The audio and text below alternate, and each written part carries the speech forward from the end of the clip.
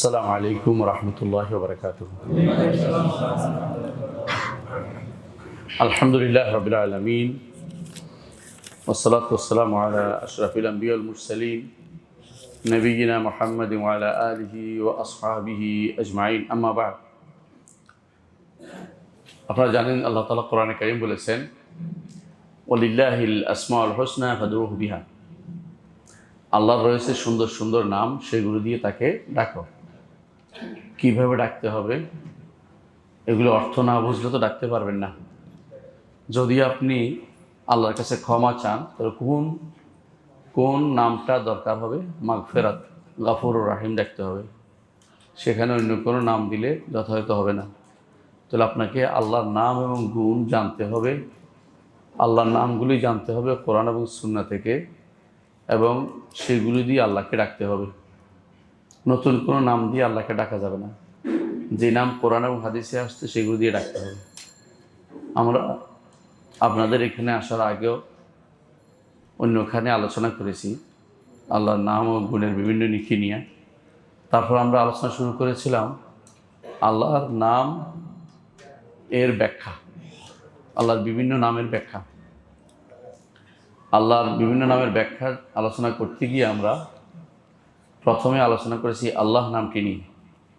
এটা আপনারা ইউটিউবে পেয়ে যাবেন। একটি লম্বা আলোচনা ছিল আল্লাহ নামটি নিয়ে আলোচনা। তারপরে আলোচনা করেছি আর রহমান আর রাহিম। আর রহমান আর রাহিম দুটি নাম নিয়ে আলোচনা করেছি, এবং সবশেষে আলোচনা করেছিলাম দুটি নাম, একটি হচ্ছে আল হাই, একটি হচ্ছে আল কাইয়ুম। এগুলি নিয়ে আলোচনা করেছি, এই জন্য আবার রিপিট করবো না। ওগুলি নেটে আছে, ইউটিউবে আছে, ফেসবুকে আছে, আপনারা দেখে নেবেন ইনশাআল্লাহ। আজকে ইনশাআল্লাহ আমরা তিনটি নাম নিয়ে আলোচনা করব আল্লাহ তাআলার। এই তিনটি নাম দেখতে মনে হবে একই রকম, কিন্তু আল্লাহ তাআলার নামের ক্ষেত্রে নিয়ম হচ্ছে যত রকমের সিগায় আসবে, যত রকমের বুনন আসবে, সবগুলি আলাদা আলাদা নাম হিসেবে ধর্তব্য হবে। আল্লাহর নাম তিন রকমে আসছে, তিন রকম বলতে হবে, তিনটি আল্লাহর নাম। তো যে তিনটি নাম আজকে আলোচনা করবো সেগুলো হচ্ছে আল আলী, আল আলা, আল মুতাআল। আল আলী, আল আলা, আল মুতাআল, তিনটি নাম কোরআনে কারিমে আল্লাহ তাআলা আসছে। এই তিনটি নামকে নিয়ে আমরা একটু আলোচনা করতে চাই, ইনশাআল্লাহ আপনারা আমাদের সাথে আছেন। প্রথমেই আল আলী। আল আলী নামটি কোরআনে কারিমে 8 জায়গায় এসেছে, 8 জায়গায় এসেছে। আপনারা আয়াতুল কুরসি প্রতিদিন পড়েন না? আয়াতুল কুরসির শেষে আসছে ওয়াসিআ কুরসিয়ুহুস সামাওয়াতি ওয়াল আরদা। আসমান এবং জমিনকে তার কুরসিতে জায়গা হয়। এত বড় কুরসি, কুরসি এত বড় যে আসমান জমিন সব তার কুরসিতে জায়গা হয়। আর আসমান জমিন, আসমান দেখছে কেউ? আপনারা কেউ দেখেন? আসমান জীবিত অবস্থায় দেখে ফিরে আসছে একমাত্র মুহাম্মদুর রাসূলুল্লাহ সাল্লাল্লাহু আলাইহি ওয়াসাল্লাম। আর কেউ জীবিত অবস্থায় দেখে ফিরে আসতে পারেনি। এক নবী গেছেন আর আসেন না এখন, তিনি হচ্ছেন ঈসা আলাইহিস সালাম। জীবিত অবস্থায় তিনি গিয়ে আর ফিরে আসেননি, একবার আসবেন আমরা বিশ্বাস করি। মুহাম্মদুর রাসূলুল্লাহ সাল্লাল্লাহু আলাইহি ওয়াসাল্লাম আসমানগুলো ভেদ করে সপ্ত আসমানের উপরে উঠে আল্লাহ তাআলার সাথে কথা বলেছেন। এটা আমরা ঈমান রাখি। উপরে উঠছেন আল্লাহ তাআলার সাথে কথা বলার জন্য, আল্লাহ তাকে ডেকে নিয়েছেন মেরাজের রাত্রিতে। তো উপরে উঠছেন তিনি এই সপ্ত আসমান ভেদ করে। আসমান এবং জমিন পুরোটাই আল্লাহ কুরসিতে জায়গা হয়। সেগুলি কদ্দুর জায়গা হয়? হাদিসে আছে রাসূলুল্লাহ সাল্লাল্লাহু আলাইহি ওয়াসাল্লাম বলেছেন যে 7 আসমান 7 জমিন 7টি মুদ্রার মতো। কোথায়? কুরসির মধ্যে 7টি মুদ্রা। একটা বিস্তীর্ণ ভূমিতে 7টি আদলি ফেলে দিলে কত জায়গা ধরে? বিশাল আসমান, আসমান আমরা দেখি নেই, এর ভিতরে নিচে যা আছে আসমান জমিনের মাঝখানে, এই নিয়ে গবেষণা করতে করতে এক একজন বিশাল কিছু মনে করতেছে যে সূর্য এত লক্ষ, এত বড় তারকা এত বড়, তারকার আরও উপরে এতগুলি আছে, কত কিছু মানুষ বলতেছে। আমরা উনি এত বেশি চিন্তা করতে রাজি নেই। আমরা একটাই বলি যে এগুলি আমার রবের হাতে, এগুলি খুবই ছোট। আমার রবের কুরসির মধ্যে এগুলি অনেক ছোট, আর কুরসি আরশের সামনে একটা ছোট্ট জিনিস পড়ে আছে। তাহলে ওয়াসিআ কুরসিয়ুস সামাওয়াতি ওয়াল আরদ, এই কথা বলার পরে আল্লাহ কি বলছেন? ওয়ালা ইয়াউদু হিফযুহুমা, আসমান এবং জমিন এর হেফাজত আল্লাহর জন্য কোনো কষ্টকর জিনিস না। আজকে আমরা দুনিয়ার বুকে অনেক কিছুই আমরা নিজেরা কিছু বানাইলে হেফাজতের যে টেনশনে পড়ে সংরক্ষণ করতে পারি না। অনেক কিছুই, একটা বিল্ডিং বানালে রং নষ্ট হয়ে যায়, একটা কিছু মেশিন বানালে এটাকে কেয়ার করতে হয়, গাড়ি হলে এটা সাফ করতে হয়। আর আসমান এবং জমিন আল্লাহ বানিয়ে দিয়েছেন, আসমান কোনো দিকে চলে যাচ্ছে না, জমিনে কোনো দিকে পড়ে যাচ্ছে না। এমন একটা অবস্থা আল্লাহ তাআলা দুটাকেই যথাযথভাবে দুটাকেই সংরক্ষণ করে নিচ্ছে। এটা চলাই হেফযুহুমা। এরপর আল্লাহ বলছেন ওয়াহুয়াল আলিয়্যুল আযীম, যেটার জন্য আমরা কথাটা বলছিলাম। তিনি হচ্ছেন আলী, তিনি হচ্ছেন আলী। আলী অর্থ কি? উপরে। তিনি হচ্ছেন উপরে, আযীম তিনি বড়। এই দুইটা নাম এই আয়াতুল কুরসির শেষে আসছে। আর আপনারা জানেন যে আয়াতুল কুরসি যদি কোনো প্রতি সালাতের পরে একবার পড়ে, তাহলে মরা ব্যতীত জান্নাতে যাওয়ার কোনো বাধা থাকবে না। এর কারণ কি জানেন? এর কারণ একটাই, সেটা হচ্ছে এখানে আল্লাহর আজমত বর্ণনা করা হয়েছে, আল্লাহর বড়ত্ব তুলে ধরা হয়েছে, আল্লাহ তিনি যে সব কিছুর উপরে সেটা তুলে ধরা হয়েছে, এবং আল্লাহ তাআলা সব কিছুর হেফাজত করেন সেটা তুলে ধরা হয়েছে। আপনি যখন স্বীকৃতি দেবেন মন থেকে তখন হবে, কিন্তু মনে এর অর্থ জানা নেই, মুখে উচ্চারণ করেছেন, তখন আপনি এটার নাম সেটা লাভবান নাও হতে পারে। এই জন্য আপনার আমার জানা দরকার, আল্লাহর নামগুলি এবং তার অর্থটা জানা দরকার। তো একটা দলিল দিলাম যে কোরআনে কারিমে আলী শব্দটা আসছে, তাই না? দ্বিতীয় দলিল, আল্লাহ তাআলা কোরআনে কারিম বলেছেন সূরা হজ্জের মধ্যে, যালিকা বিআন্নাল্লাহু ওয়াল হক ওয়া আন্না মা ইয়াদউনা মিন দুনিহিল বাতিল ওয়া আন্নাল্লাহু আল আলিয়্যুল কাবীর। এখানেও আলী আসছে, কবির আসছে, দুটো নাম আসছে। এটা এই জন্য যে আল্লাহ তাআলাই হক, হককে আল্লাহ, আল হক আল্লাহর একটা নাম, এখানে একটা নামও আসছে যে আল্লাহ তাআলাই একমাত্র হক। হক অর্থ, হক কাকে বলে? হক হচ্ছে মানুষের জন্য যে হক, সেটা হচ্ছে যদি বিধান হয় তাহলে ইনসাফপূর্ণ বিধান দিবেন, আর যদি সংবাদ হয় তো সত্য সংবাদ দিবেন। রব্বুল আলামিন হক, তিনি যে বিধান দেন সেটা সত্য, তিনি যে সংবাদ দেন সেটা সত্য, তিনি যে বিধান দেন সেটা ইনসাফপূর্ণ, যেটা তিনি সংবাদ দেন সেটা সত্য। তিনি হক, আল হক। কোরআনে কারিমে আল্লাহ তাআলা সেটা আমাদের জানিয়েছেন। রাসূলুল্লাহ সাল্লাল্লাহু আলাইহি ওয়াসাল্লাম হাদিসে বলেছেন, রাতের বেলা তিনি যখন উঠতেন তখন কি দোয়া করতেন? আনতাল হক, আপনি হক। তারপরে বলতেন নবিয়ুনা হক, নবীরা হক। আল্লাহ হক, এই জন্য তিনি নবীদেরকে হক বাণী নিয়ে পাঠিয়েছেন। যিনি হক তিনি হক দিতে পারেন, তিনি তার কাছে শান্তি বলেই আমরা শান্তি পাই। মিন আল্লাহুম্মা আনতাস সালাম মিনকাস সালাম, তার কাছ থেকে শান্তি পাই। সুতরাং আল্লাহ তাআলার প্রত্যেকটি নামের প্রভাব মানুষের জীবনের মধ্যে আছে। যত বেশি নাম জানবে, তত বেশি গুণ জানবে, তত বেশি আল্লাহকে দাওয়াত দিতে পারবে, আল্লাহকে ডাকতে পারবে। না হলে আল্লাহকে ডাকা যায় না। যালিকা বিআন্নাল্লাহু ওয়াল হক, আল্লাহই হচ্ছেন হক। ওয়া আন্না মা ইয়াদউনা মিন দুনিহিল বাতিল, আল্লাহ ব্যতীত তারা যাদেরকে ডাকছে সব হচ্ছে বাতিল, বাতিল বাতিল ইলাহ। কেউ যদি কোনো খাজা বাবাকে ডাকে অথবা কোনো অলি আল্লাহকে ডাকে, মানলাম অলি আল্লাহ, কোনো সন্দেহ নেই, অলি আল্লাহ তার জন্য, আমাদের জন্য তো তার মতো হয় অলি হওয়া দরকার, তাকে ডাকা দরকার নেই। মানে আমাদের যে শেখ, মানে নিলাম যে আমরা যে শাহজালাল রহমতুল্লাহ আলী আল্লাহর অলি, কোনো সন্দেহ নেই আল্লাহর অলি, আমরা মেনে নিচ্ছি, মনে করতেছি এটা ইনশাআল্লাহ আল্লাহ যেন অলি হিসাবে তাকে রাখেন, আমি মনে করতেছি। আমাদের জন্য কি কাজ? আমাদের কাজ হচ্ছে তিনি যেভাবে ইবাদত করে আল্লাহর ওলি হয়েছেন, আমরা তেমনিভাবে ইবাদত করে আল্লাহর ওলি যেন হই, শিক্ষা এটাই। কিন্তু আমরা যদি তাকে প্রয়োজনে ডাকি তাহলে আমরা শিরক করলাম, আমরা আল্লাহ থেকে দূরে সরে গেলাম।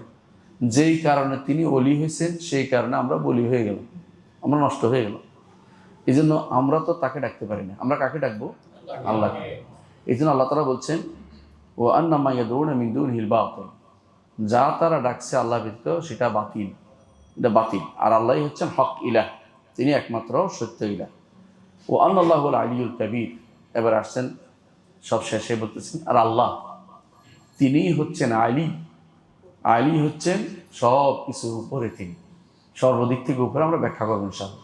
আল কবির, এবং তিনি বড়, এবং তিনি বড়। আল্লাহ তাআলা কত বড় সেটা আপনি বুঝেন। আমরা গত পর্বে আলোচনা করেছিলাম, আপনার মনে আছে, আসমান এবং জমিনকে তিনি তার মুষ্টির ভিতরে রাখতে পারেন, জমিনগুলো তার মুষ্টির ভিতরে। অর্থাৎ আমাদের এবং আসমানের মাঝখানে যেটা আছে, এতগুলি জিনিস তো মানুষ আবিষ্কার করতেছে। জমিন এবং আসমান, এ সবগুলি, আসমানগুলি তার ডান হাতে থাকবে, জমিন তার মুষ্টির ভিতরে থাকবে। তারপর আল্লাহ বলবেন আনাল মালিক আইনা মুলুকুদ দুনিয়া, আমি রাজা, দুনিয়ার রাজারা কোথায়? বড় না হলে এটা করতে পারে?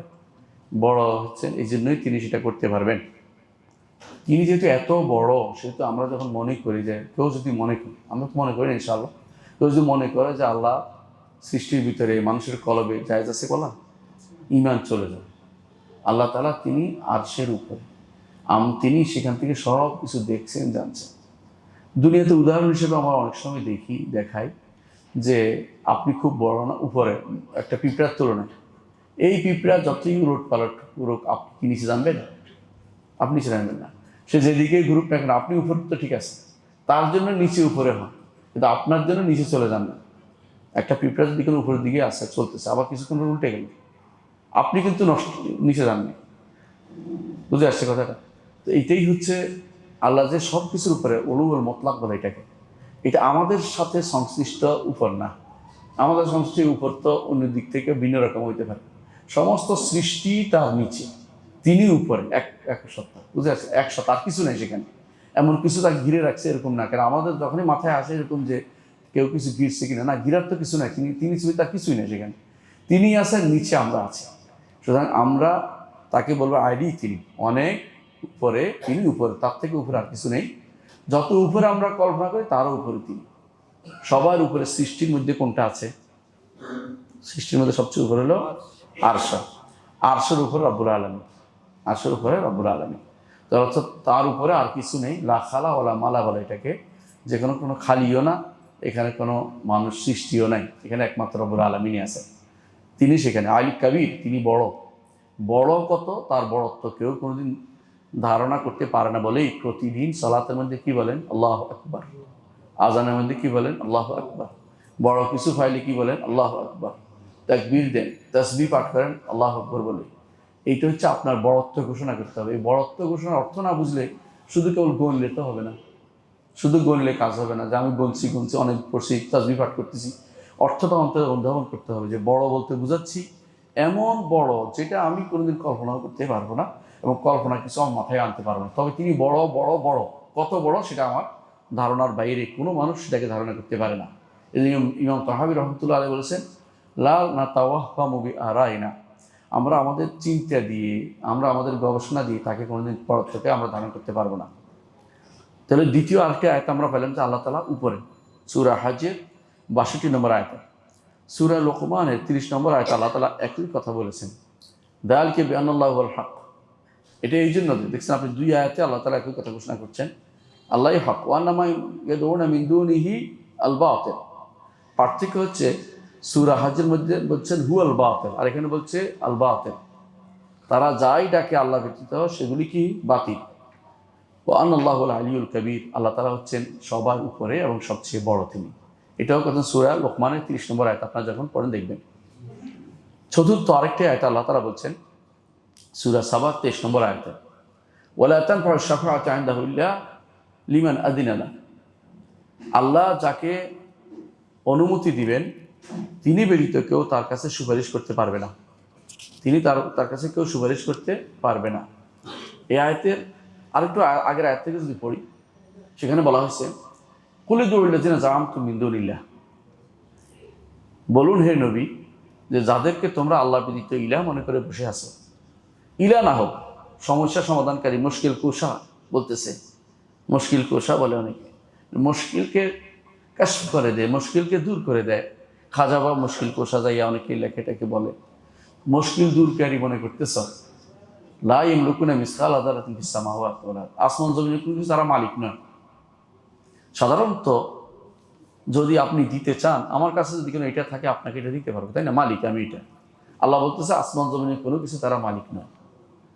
এবং আল্লাহ তাআলা বলছেন ওমা আলাহুম ফীহিমা মিন শিরকিন, মালিক যেমন নয় তেমন তারা আসমান জমিনে কোথাও তাদের কোনো অংশীদারিত্ব নেই।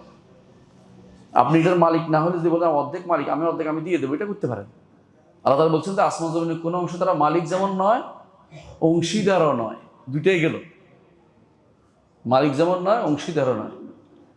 তো বলছে কি বলছেন যে লা ইয়ামলিকুনা মিসকালা ফিস সামাওয়াতি ওয়ালা ফিল আরদ, তারপর বলছেন যে ওমা লাহুম ফীহি মিন শিরকি ওমা লাহুম মিন যাহির। 3 নম্বর দিতে পারেন এভাবে যে আমি মালিক, কিন্তু সবসময় আপনি সাহায্য আমার মালিকানা সাহায্য করছেন। সেটা কি? আপনি এটা কেনার সময় আপনারা আমি বিভিন্ন জায়গায় দৌড়াদৌড়ি করে দেখে টেকে কিনে দিচ্ছি, আপনি এটা এখন আমার কথা শুনেন। এখন আমি আপনার কথা শুনতে অনেক সময় বাধ্য হই, বুঝলেন না? বর্তমানে রাজারা যেটা করে আর কি, রাজাদের যদি কোনো পাইকাররা থাকে, কি বলে পাইক ফিয়াদারা থাকে, আগের লোকদের কথা বলতেছি কারণ দেশের আপনাদের লোকদের কথা নাম নাই বললাম। তো পাইক ফিয়াদারা কি করে, যদি রাজারে সহযোগিতা করে, পরে রাজার কাছে কোনো একটা কথা থাকে তার, যে আমি আপনার জন্য এত দৌড়াদৌড়ি করছি, আল্লাহ বলছে আমার জন্য কোনো সাহায্যকারীও লাগে না। তাহলে কি নাই? মালিকও নাই, অংশীদারও নাই, সাহায্যকারীও নাই। তাহলে আল্লাহর তিনটার কোনোটাই নেই। একটা বাকি আছে, সেটা কি? কিছুই না, তবে আমি একটু সুপারিশ করতে পারি। আল্লাহ তাআলা বলছেন না, ওয়ালা তানফাউ শাফাআতু ইনদাহু ইল্লা লিমান আযিনা লাহু, তার কাছে সুপারিশ করার কারো অধিকার নাই, তবে যদি অনুমতি দেয়। তিনি অনুমতি দিলে কেবল সুপারিশটা হবে। সুপারিশ হবে তবে অনুমতির পর। আর অনুমতি ওর জন্য হবে যার কাছে কি আছে? ঈমান আছে। যার কাছে ঈমান আছে তার জন্য সুপারিশ হবে। ঈমান ছিল কিন্তু গুনাহ করেছে, এই জন্য আগুনে পড়ে গেছে। ঈমান ছিল, গুনাহ পড়েছে, পুলসিরাত পার হওয়ার সময় হাত পা পুড়ে যাচ্ছে, তখন সুপারিশ করবে রাসূলুল্লাহ সাল্লাল্লাহু আলাইহি ওয়াসাল্লাম যে আল্লাহ পুড়ে, আমার উম্মত পড়ে যাচ্ছে, আল্লাহ তার সুপারিশ করবেন। তিনি বলতে থাকবেন, তখন রাসূলুল্লাহ সাল্লাল্লাহু আলাইহি ওয়াসাল্লাম তখন বলতে থাকবেন যে যখন আল্লাহুম্মা সালাম সালাম বলতে থাকবেন যখন পুলসিরাত পার হবো, এটা প্রথম, এটা সুপারিশ, এটা একটা সুপারিশ পুলসিরাত পার হওয়ার সময়। এই যে সুপারিশটা, এইটাও হবে অনুমতির পরে। আর কার জন্য হবে? যার একটু ঈমান আছে, একেবারে কড়া একটু একেবারে পরিমাণ রায় পরিমাণ ঈমান যার আছে, কিন্তু যার ঈমান নাই, তাওহীদ নাই, শিরক করেছে, ওই ব্যক্তির জন্য কেউ কোনোদিন কোনো কিছুই করবে না। তাহলে আপনি বুঝতে পারছেন যে সুপারিশও হবে না যদি না অনুমতি হয়। তাহলে বোঝা গেল যে সুপারিশটা করাটা সবার পক্ষে সম্ভব না। তবে যদি ঈমানদার হয় তার জন্য কোনো না কোনোভাবে আল্লাহ সুপারিশের ব্যবস্থা করবেন। তিনি দয়ালু, রাসূলের সুপারিশ করবেন। কে করবেন? রাসূল 8 রকমের সুপারিশ করবেন, 8 রকমের সুপারিশ করবেন রাসূলুল্লাহ সাল্লাল্লাহু আলাইহি ওয়াসাল্লাম। তারপরে ঈমানদার নেককার বান্দারা করবে, এমনকি নেককার বন্ধুর জন্য করবে, বুঝছেন তো? এটাও হবে। পার্থক্য শুধু শহীদরা করবে, নবীরা করবেন, সমস্ত নবীরা সুপারিশ করবেন, ফেরেশতারা করবে, ফেরেশতারাও করবেন। পার্থক্য হবে একটাই, যে ঈমানটা থাকতে হবে, ঈমান নিয়ে কবরে যেতে হবে। শিরিক থাকলে সুপারিশ করবে না, কুফর থাকলে সুপারিশ করবে, নেফাক থাকলে সুপারিশ করবে না। তো এই অবস্থাটা বলার পর আল্লাহ তাআলা কি বলছেন? আল্লাহ সম্পর্কে ধারণা যেন আমাদের শুদ্ধ হয়, এই জন্য বলতেছেন আল্লাহ সম্পর্কে যে তোমরা যে সুপারিশ করার চিন্তা ভাবনা করতেছ, সুপারিশ করার ক্ষেত্রেও মানুষ কিন্তু একটা লেভেল বজায় রাখে। আপনি যদি সুপারিশ করতে যান, তখন কার কাছে যাবেন? যাই আপনাকে একটু চিনে, যার সাথে কথা বললে একটু এরকম লোকের কাছে। যে কোনোদিনই চিনে না তার কাছে কিন্তু সুপারিশ যাওয়া কঠিন, বা যিনি খুব বড় তার কাছে সুপারিশ দিলে আরেকজনকে ধরতে হয়, তাই না? আল্লাহ তাআলা যে কত বড়, তার কাছে সুপারিশ পাওয়ার জন্য যে অনুমতি নিতে হলে যে কত কত কাঠখড় পোড়াইতে হবে, এটা কিন্তু স্পষ্ট। নবীরা সুপারিশ কেউ করবে না ভয়ে। সর্বপ্রথম সুপারিশ কে করবে? একমাত্র মুহাম্মদুর রাসূলুল্লাহ সাল্লাল্লাহু আলাইহি ওয়াসাল্লাম। তারপরে সবাই সুপারিশের দরজা উন্মুক্ত হবে, যে হ্যাঁ সুপারিশ তাহলে পাওয়া যাবে, সবাই যাই, তো সবাই যাবে। আগে কেউ বলবে না, সুপারিশ করার সাহস কেউ করবে না। তো আল্লাহ তাআলা নিজের পরিচয় তুলে ধরতেছেন, হাত্তা ইযা ফুজ্জিআ আন কুলুবিহিম ক্বালু মাযা ক্বাল রাব্বুকুম ক্বাল হাকা ওয়াল আলিয়্যুল কাবীর, সূরা সাবা ৩৩ নম্বর আয়াতে। যখন তাদের অন্তরে ভীতি কেটে যায়, ভীতি কেটে যায়। এটা হাদিসের মধ্যে এটা বর্ণনাটা আসছে, বর্ণনাটা আমরা একটু পরে বলছি। আল্লাহ তাআলা যখন কথা বলেন, আল্লাহ তাআলা যখন কথা বলেন তখন তার কথার শব্দ শুনেই বেহুশ হয়ে যায় ফেরেশতারা। তারপর যখন তাদের হুঁশ আসে তখন তারা বলতে থাকে কি কি বললেন রবে, কি বললেন? তখন আরশ বহনকারী ফেরেশতারা শুনে সেটা তারা জিবরিলকে বলেন। জিবরিল সেটা শুনে তখন সবাইকে বলেন যে রব এটা বলছেন। তখন তারা সেটা কি করে আলোচনা করে নিজেদের মধ্যে। আর দুনিয়ার বুকে যে সমস্ত গণকরা আছে, গণকদের সাথে শয়তানরা আছে, এগুলি উঠতে উঠতে উঠতে উঠতে কান লাগায় শুনে কি আলোচনা করতেছে। কারণ প্রতি আসমানে কি আছে, ফেরেশতারা আছে। কান লাগাই শোনার পরে একটার পর একটা নামতে নামতে নামতে নামতে গণক পর্যন্ত আসে।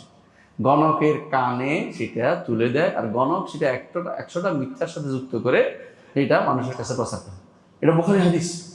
এর অর্থ হচ্ছে এই অবস্থা যখন রব্বুল আলমিনের কথা শোনা মাত্রই সবাই কি হয়ে যায়, বেহুশ হয়ে যায়।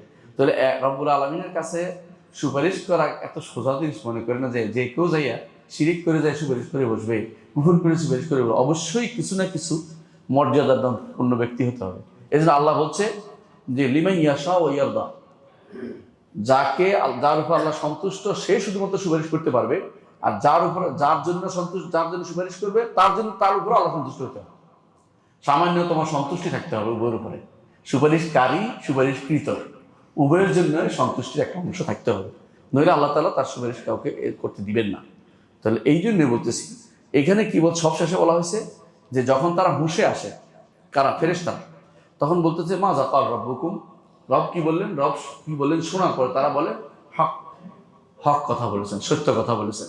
যে অর্ডার দিয়েছেন তা কি অর্ডারগুলো ইনসাফপূর্ণ, আর যে সংবাদ দিয়েছেন তা সত্য। এটাই হচ্ছে হক। দুইটা জিনিস, রবের প্রত্যেকটি কথা হক, প্রত্যেকটি কথা ইনসাফপূর্ণ। এরপরে তারা আল্লাহ তাআলা বলছেন ওয়াহুয়াল আলিয়ুল কাবীর, ফেরেশতারা বলবেন ওয়াহুয়াল আলিয়ুল কাবীর, তিনি হচ্ছেন আলী, সব কিছুর উপরে, কবীর, তিনি মহান বড়। সূরা সাবা 23 নম্বর আয়াত। 5 নম্বর আয়াত সেটা আসছে যালিকা বিআন্নাহু ইযা দুইয়াল্লাহু ওয়াহদাহু কাফারতুম, তোমাদের এই পরিণতি এই জন্য, জাহান্নামে তোমরা এই জন্য যাবে যখন আল্লাহর দিকে একমাত্র আল্লাহর দিকে ডাকা হতো তখন তোমরা কুফরি করতে। আমাদের ওলি আল্লাহদের কি হবে? শুধু আল্লাহর দিকে ডাকতেছে, আমাদের কি কোনো মান মর্যাদা নেই? আমাদের ওলি আল্লাহদের কোনো সম্মান করলো না। এটাই যত শিরিকের আখড়া হচ্ছে এই কথাটা। বললো যে অলি আল্লাহদের কোনো সম্মান করে না, অলি আল্লাহদের দেখতে পারে না, এরা অলি আল্লাহর দুশ্মন, আল্লাহ অলির দুশ্মন, এরা অমুকের দুশ্মন, তমুকের দুশ্মন, এগুলো বলতে থাকবে। না, আসলে রসুলের যুগেও তাই বলা হতো, একই জিনিস। রাসূলুল্লাহ সাল্লাল্লাহু আলাইহি ওয়াসাল্লাম যখন ডাকতেন এক আল্লাহর দিকে, তখনই তার মন খারাপ হয়ে যেত। যে ওয়াইজা আল্লাহ তাআলা কোরআনে কারীম বলেছেন, যখন তাদেরকে এক আল্লাহর দিকে ডাকে তখন তারা রাগ করে, যখন তারা অন্যদের দিকে ডাকে তখন ইজা হুম ইস্তাবশিরুন, তখন তারা খুশি হয়ে যায়। খুশি হয়ে যাওয়ার অসুবিধা নেই, তাহলে অন্য কথা বললে খুশি আছে, কিন্তু আল্লাহর দিকে ডাকলেই তারা কি হয়, রাগ করে। এক আল্লাহর দিকে ডাকছে, এই কথা কত শুনছি, অনেকেই বলবে আপনাদের কাছে তাওহীদের কথা কত শুনতে শুনতে একেবারে শেষ হতে গেলাম, সারাক্ষণ কাউ তাওহীদ তাওহীদ করে। কিন্তু আপনি কি জানেন এক মুহূর্তের জন্য তাওহীদ থেকে চ্যুত হলে আপনি ইমান সব শেষ, আপনার আমল সব বরবাদ। এরপরে আপনারা এই মুহূর্তে মরে গেলে আপনি শেষ, আপনাকে আর বাঁচানোর কোনো কিছু থাকবে না। হাসরের মাঠেও কেউ বাঁচাতে পারবে না, জাহান্নাম থেকে কেউ বাঁচাতে পারবে না। তাহলে আপনার তাওহীদ প্রতি ক্ষণে ক্ষণে দরকার, প্রতি মুহূর্ত দরকার। সুতরাং আপনি অবশ্যই এটার হেফাজত করতে হবে। আল্লাহ তাআলা বলছেন যালকে বিআন্নাহু ইযা দুইয়াল্লাহু ওয়াহদাহু কাফারতুম, একমাত্র আল্লাহর দিকে ডাকলে তোমরা কি করো, কুফরি করে বসো, যে মানতে চাও না। আরবের মুশরিকদের বলছেন ওয়া ইউশরাক বিহি তুমিনু, যদি তার সাথে কেউ শরিক করে বলতে ওলি আল্লাহদের এখন ঠিক সম্মানটা ঠিক রক্ষা হচ্ছে, এবারে মেনে নিতে রাজি আছি, মানে এইটাও মানি এইটাও মানি, আল্লাহকেও মানি বিপরীতটাও মানি, তারা এটা বলে। আল্লাহ তাআলা বলছেন ফাল হুকমু লিল্লাহিল আলিয়্যিল কাবীর, বিচার ফয়সালা কে করবেন? আল্লাহ, তিনি কি আলী, তার হুকুমের দিক থেকেও বড়, অর্ডারের দিক থেকে তার অর্ডারের কি কোনো তুলনা আছে? না, তার বিধানের সাথে কারো কোনো বিধান চলতে পারে না। কাবীর, এবং তিনি বড়। সূরা গাফিরের 12 নম্বর আয়াত আল্লাহ তাআলা সেটা বলেছেন। ষষ্ঠ যে আয়াতটি আমরা উল্লেখ করব সেটা হচ্ছে সূরা শুরার 4 নম্বর আয়াত। আল্লাহ তাআলা বলছেন লাহু মা ফিস সামাওয়াতি ওয়া মা ফিল আরদ, আসমান এবং জমিনে যা কিছু আছে সবই কার? আল্লাহ। ওয়া হুয়াল আলিয়্যুল আযীম, তিনি আলী, উপরে, এবং আযীম এবং বড়। উপরে আছে কিনা, মানে উপরে কথাটা আছে, তিনি উপরে, সবকিছুর উপরে। সপ্তম যে আয়াতটি আল্লাহ তাআলা বলছেন সূরা শুরার 51 নম্বর আয়াত, 51 নম্বর আয়াত, আল্লাহ তাআলা বলছেন ওয়া মা কানা লিবাশারিন ইউকাল্লিমুহুল্লাহু ইল্লা ওয়াহইয়ান। আল্লাহ তাআলা কোনো মানুষের সাথে সরাসরি কথা বলেন না ওহী ব্যতীত। তাহলে কথা বলেন কি হিসেবে? ওহী। ওহী অর্থ কি? গোপনে তার কাছে কোনো বার্তা পৌঁছে দেন, কোনো বার্তা পৌঁছে দেন, কিন্তু সরাসরি না। ওহী অর্থ হলো কোনো ইলাম বিলুৎফি, কোনো কিছু জানিয়ে দেয়া সূক্ষ্মভাবে। এভাবে আল্লাহ তাআলা তার বার্তা পৌঁছে দেন। তো কীভাবে পৌঁছে দেন? ওয়াহি করে। ওয়াহি কীভাবে পৌঁছে যায়? ওয়াহি জিবরিল আমিন নিয়ে আসেন, এটা হলো ওয়াহি। অথবা যদি কোনো একটা মানুষ হলে, আর যদি কোনো প্রাণীকুল হয়, আল্লাহ তাআলা তার অন্তরে ঢেলে দেন। যেমন প্রাণী, আল্লাহ তাআলা মধুমক্ষিকা মৌমাছিকে ঢেলে দিয়েছেন তার অন্তরে, যে উঁচু জায়গায় কি করতে হবে, উঁচু জায়গায় তার বাসাটা করতে হবে। কারণ নিচু করলে তার মধুর চাক খেয়ে ফেলবে, কেউ পোলাও নষ্ট করে ফেলবে, শিয়ালে খেয়ে ফেলবে, মাটি ময়লা ঢুকে যাবে, এই জন্য সে অনেক উঁচু করে, কোথাও নিচু করে না। আল্লাহ কোরআনে বলছে আওহাইনা ওয়াহা রাব্বুকা ইলান নাহলি আন ইত্তাখিযি মিনাল জিবালি বুয়ুতান ওয়া মিনাশ শাজারি ওয়া মিম্মা ইয়া'রিশুন সুম্মা কুলি মিন কুল্লি সামারাত। আল্লাহ তাআলা বলছেন যে আমি এদের কাছে ওয়াহি, এই ওয়াহিটা হচ্ছে তাদের অন্তরের ভিতরে আল্লাহ ঢেলে দিয়েছে, সেটা করতে হবে। ওদেরও প্রাণ আছে, তার প্রাণ, এটা তারা ওই সেটা অনুসারে তারা চলে। আবার আল্লাহ তাআলা উম্মে মূসা, তার অন্তরেও আল্লাহ তাআলা ঢেলে দিয়েছেন যে আমার সন্তানটাকে নদীতে ফেলে দেব, এটা ঘুরে আসবে, সুসংবাদ দিয়েছেন কোনো না কোনোভাবে। কিন্তু নবীদের কাছে যে ওয়াহি, সেটা কখনো সরাসরি হয়নি। এটাও যেমন সরাসরি হয়নি, ওগুলো সরাসরি হয়নি। ওগুলো নবীর মাধ্যমে একটা ওয়াহি পাঠিয়েছেন, অথবা আল্লাহ তাআলা মিন ওয়ারাই হিজাব, পর্দার আড়াল থেকে কথা বলেছেন। কার সাথে কথা বলেছেন পর্দার আড়াল থেকে? তিনজন। একজন আদম আলাইহিস সালামের সাথে যত কথা হয়েছে পর্দার আড়াল থেকে। তারপর কথা বলেছেন মূসা আলাইহিস সালামের সাথে, যখন তিনি তুরে সাইনাতে গেছেন। তুর অর্থ পাহাড়, সাইনা অর্থ সিনি পাহাড়, সিনাই পাহাড় যখন গিয়েছেন। আর তৃতীয়ত মুহাম্মদ রাসূলুল্লাহ সাল্লাল্লাহু আলাইহি ওয়াসাল্লাম যখন তিনি মেরাজে গিয়েছিলেন। আহসান, বারাকাল্লাহু ফিকুম। তাহলে আল্লাহ তাআলা বলছেন যে তিনি এই পদ্ধতিতে মিন ওয়ারাই হিজাব কথা বলেন। আও ইউরসাল রাসূলান, অথবা তিনি কোনো একজন রাসূল পাঠান, দূত পাঠান। ফায়ুহিয়া বিইজনি মা ইয়াশা, তিনি তার মাধ্যমে যা ইচ্ছা তা ওহী হিসাবে নবীর কাছে পৌঁছে দেন। যেমন জিবরিলকে পাঠিয়েছেন, কখনো কখনো দাহিয়াল কালবির সূরতে আসছে, কখনো কখনো অন্য কোনো বেদুইনের সূরতে আসছে, বিভিন্ন সূরতে আসছেন। রাসূলুল্লাহ সাল্লাল্লাহু আলাইহি ওয়াসাল্লাম এসে তাকে ওহী পৌঁছে দিয়েছেন। এটুকু বলার পর আল্লাহ তাআলা বলছেন ইন্নাহু আলিয়্যুন হাকীম, তিনি আলী, কারণ তিনি সব কিছুর উপরে, সর্বদিক থেকে উপরে, যেটা আলোচনা আসবে ইনশাআল্লাহ। আলী, এই জন্য তিনি সরাসরি কথা বলা, মানুষ সরাসরি যা গ্রহণ করতে পারবে না, এই জন্য তিনি বিভিন্নভাবে ওয়াহি পাঠান। আলী হাকিম, তিনি হিকমতওয়ালা, সব কিছু জানেন, যে কোনটাকে দিলে কিভাবে কাজে লাগবে সেটা জানেন। সরাসরি যদি কোনো তিনি কথা বলেন, মানুষকে সহ্য করতে পারবে না। আপনারা জানেন মূসা আলাইহিস সালাম তিনি কি করেছেন? আবদার করেছেন, কথা বলতে বলতে মজা পেয়ে গেছেন, তাই না? আল্লাহর সাথে রব্বি আরিনি আনজুর ইলাইকা, আল্লাহ দেখা দেন, আপনাকে একটু দেখতে চাই। ক্বালা লান তারানি ওয়ালাকিন উনজুর ইলাল জাবাল, বলেন যে না, তুমি আমাকে দেখতে পাবে না, তবে পাহাড়ের দিকে তাকাও। ফাইন ইস্তাকাররা মাকানু ফাসাউফা তারানি, পাহাড় যদি তার জায়গায় টিকে থাকে তাহলে দেখতে পাবে তুমি আমাকে। উদ্দেশ্য হচ্ছে দুনিয়ার বুকে তুমি আমাকে দেখার মতো চোখ তোমার নাই, আখিরাতে তুমি এমন চোখ পাবে যেটা দিয়ে আমাকে তুমি দেখতে পাবে। দুনিয়ার বুকে তুমি এই চোখের অধিকারী হতে পারোনি। পাহাড়ের প্রতি আমি আমার আলো ফেলতেছি, দেখো সেটা কাজে লাগে কিনা। ফালাম্মা তাজাল্লা রাব্বুহু লিল জাবালি জাআলাহু দাক্কান ওয়া খাররা মূসা সাইকা, আল্লাহ তাআলা পাহাড়ের প্রতি তার কি করলেন? তাজাল্লি করলেন, অর্থাৎ তার পর্দা ভেদ করে আলো ফেললেন, পাহাড় চূর্ণ হয়ে গেল। মূসা বেহুশ হয়ে পড়ে গেলেন মরার মতো। এরপর হুঁশে আসে বললো যে আমি প্রথম ঈমান আনছি যে ওয়ানা আউয়ালুল মুমিনিন, প্রথম ঈমান আনছি যে দুনিয়ার বুকে আপনাকে দেখতে পাবো না। এই দেখার কোনো সুযোগ দুনিয়ার বুকে নেই, দুনিয়ার বুকে দেখার সুযোগ নেই। হ্যাঁ, মৃত্যুর পরে দেখার সুযোগ হবে, আল্লাহ তাআলা জান্নাতে গেলে আমাদের দেখা দিবেন, হাসরের মাঠে আমরা দেখব। আর যেহেতু ঘুম মৃত্যুর মতোই, এই জন্য ঘুমের মধ্যে মুহাম্মদ রাসূলুল্লাহ সাল্লাল্লাহু আলাইহি ওয়াসাল্লাম আল্লাহকে দেখেছেন, সহিহ হাদিস দ্বারা সাব্যস্ত হয়েছে। কিন্তু সাধারণ মানুষের জন্য আল্লাহকে দেখা এটা কঠিন, সে মিথ্যা কথা বলতে পারে, আবার হতেও পারে, অসম্ভব কিছু না। যেহেতু রাসূলুল্লাহ সাল্লাল্লাহু আলাইহি ওয়াসাল্লাম তিনি দেখেছেন, সেহেতু তিনি একজন মানুষ, অন্য মানুষও দেখতে পারে, কিন্তু সে বর্ণনা করতে পারবে না। বর্ণনা আসবে না কোনোদিনই, আল্লাহর বর্ণনা আসবে না, শুধু অর্ডার অবে করতে পারবে, প্রতিপালন করতে পারবে, অর্ডারটাকে সে নিতে পারবে। তাহলে বোঝা গেল যে আল্লাহ তাআলা আলী উপরে হওয়ার কারণে ওয়াহিটাকে তিনি পাঠান, নিচের দিকে নামিয়ে দেন। কোরআন নাজিল হচ্ছে বলি না আমরা, অর্থাৎ কি তিনি নিচে নামিয়ে দেন। বুঝলেন তো কথাটা? অর্ডারটা, যে কোনো অর্ডার, কোরআন ছাড়াও আল্লাহর অর্ডার আছে কিনা? আছে। কি? হাদিসে কুদসি। হাদিসে কুদসি সরাসরি আল্লাহর শব্দ এবং ভাব দুটোই আল্লাহ, তবে এটা কোরআন না। কারণ কোরআন ছাড়াও আল্লাহর আরও বাণী রয়েছে। আল্লাহর বাণীর তো কোনো শেষ নেই। ওয়ালাউ আন্না মা ফিল আরদি মিন শাজারাতিন আকলাম ওয়াল বাহরু ইয়ামুদ্দুহু মিন বা'দি সাব'াতি আবহুর মা নাফিদাত কালিমাতুল্লাহ। যদি যত দুনিয়াতে যত কি আছে, সমুদ্র আছে, সবগুলি আরও 7 সমুদ্র একত্রিত করা হয় এবং গাছগুলি সব কি হয়, কলম হয়ে যায়, সবাই কিন্তু আল্লাহর বাণী লিখে শেষ করতে পারবে না। শুধু আল্লাহর বাণীর কোনো শেষ নেই। কোরআন ছাড়াও আল্লাহর আরও বাণী রয়েছে। তাওরাত, জাবুর, ইনজিল, এগুলো আল্লাহর বাণী, এগুলো আল্লাহর বাণী। ঠিক হাদিসে কুদসিগুলো আল্লাহর বাণী। আল্লাহ মুসা আলাইহিস সালামের সাথে যে কথা বলেছেন, এগুলো তো কোনো তাওরাতেও না, তাওরাতেও নাই, ইনজিলেও নাই, এগুলো আল্লাহর বাণী। আল্লাহ তাআলা আদম আলাইহিস সালামের সাথে কথা বলেছেন, এগুলিও আল্লাহর বাণী। আল্লাহর বাণীর তো কোনো শেষ নেই। আল্লাহর বাণী বান্দার কাছে পৌঁছানোর 3টা মাধ্যম উল্লেখ করা হয়েছে। এই 3টা মাধ্যম, 3টা মাধ্যমের বাইরে অন্য কোনো মাধ্যমে বাণী পাওয়ার কোনো সুযোগ নাই। এখন অনেকে বলেন যে ঘুমের মধ্যে তো রাসূলুল্লাহ সাল্লাল্লাহু আলাইহি ওয়াসাল্লাম কিছু পাইতেন। এটাও প্রথম প্রকার, যেটা ওয়াহী হিসাবে আল্লাহ তাআলা পাঠাতেন। বুঝে আসছে? স্বপ্নের মধ্যে, স্বপ্নিক 6 মাস ছিল, সেটাও এর অন্তর্ভুক্ত, যে তিনি আল্লাহ তাআলা তার কাছে ওয়াহী পাঠাতেন স্বপ্নের মধ্যে।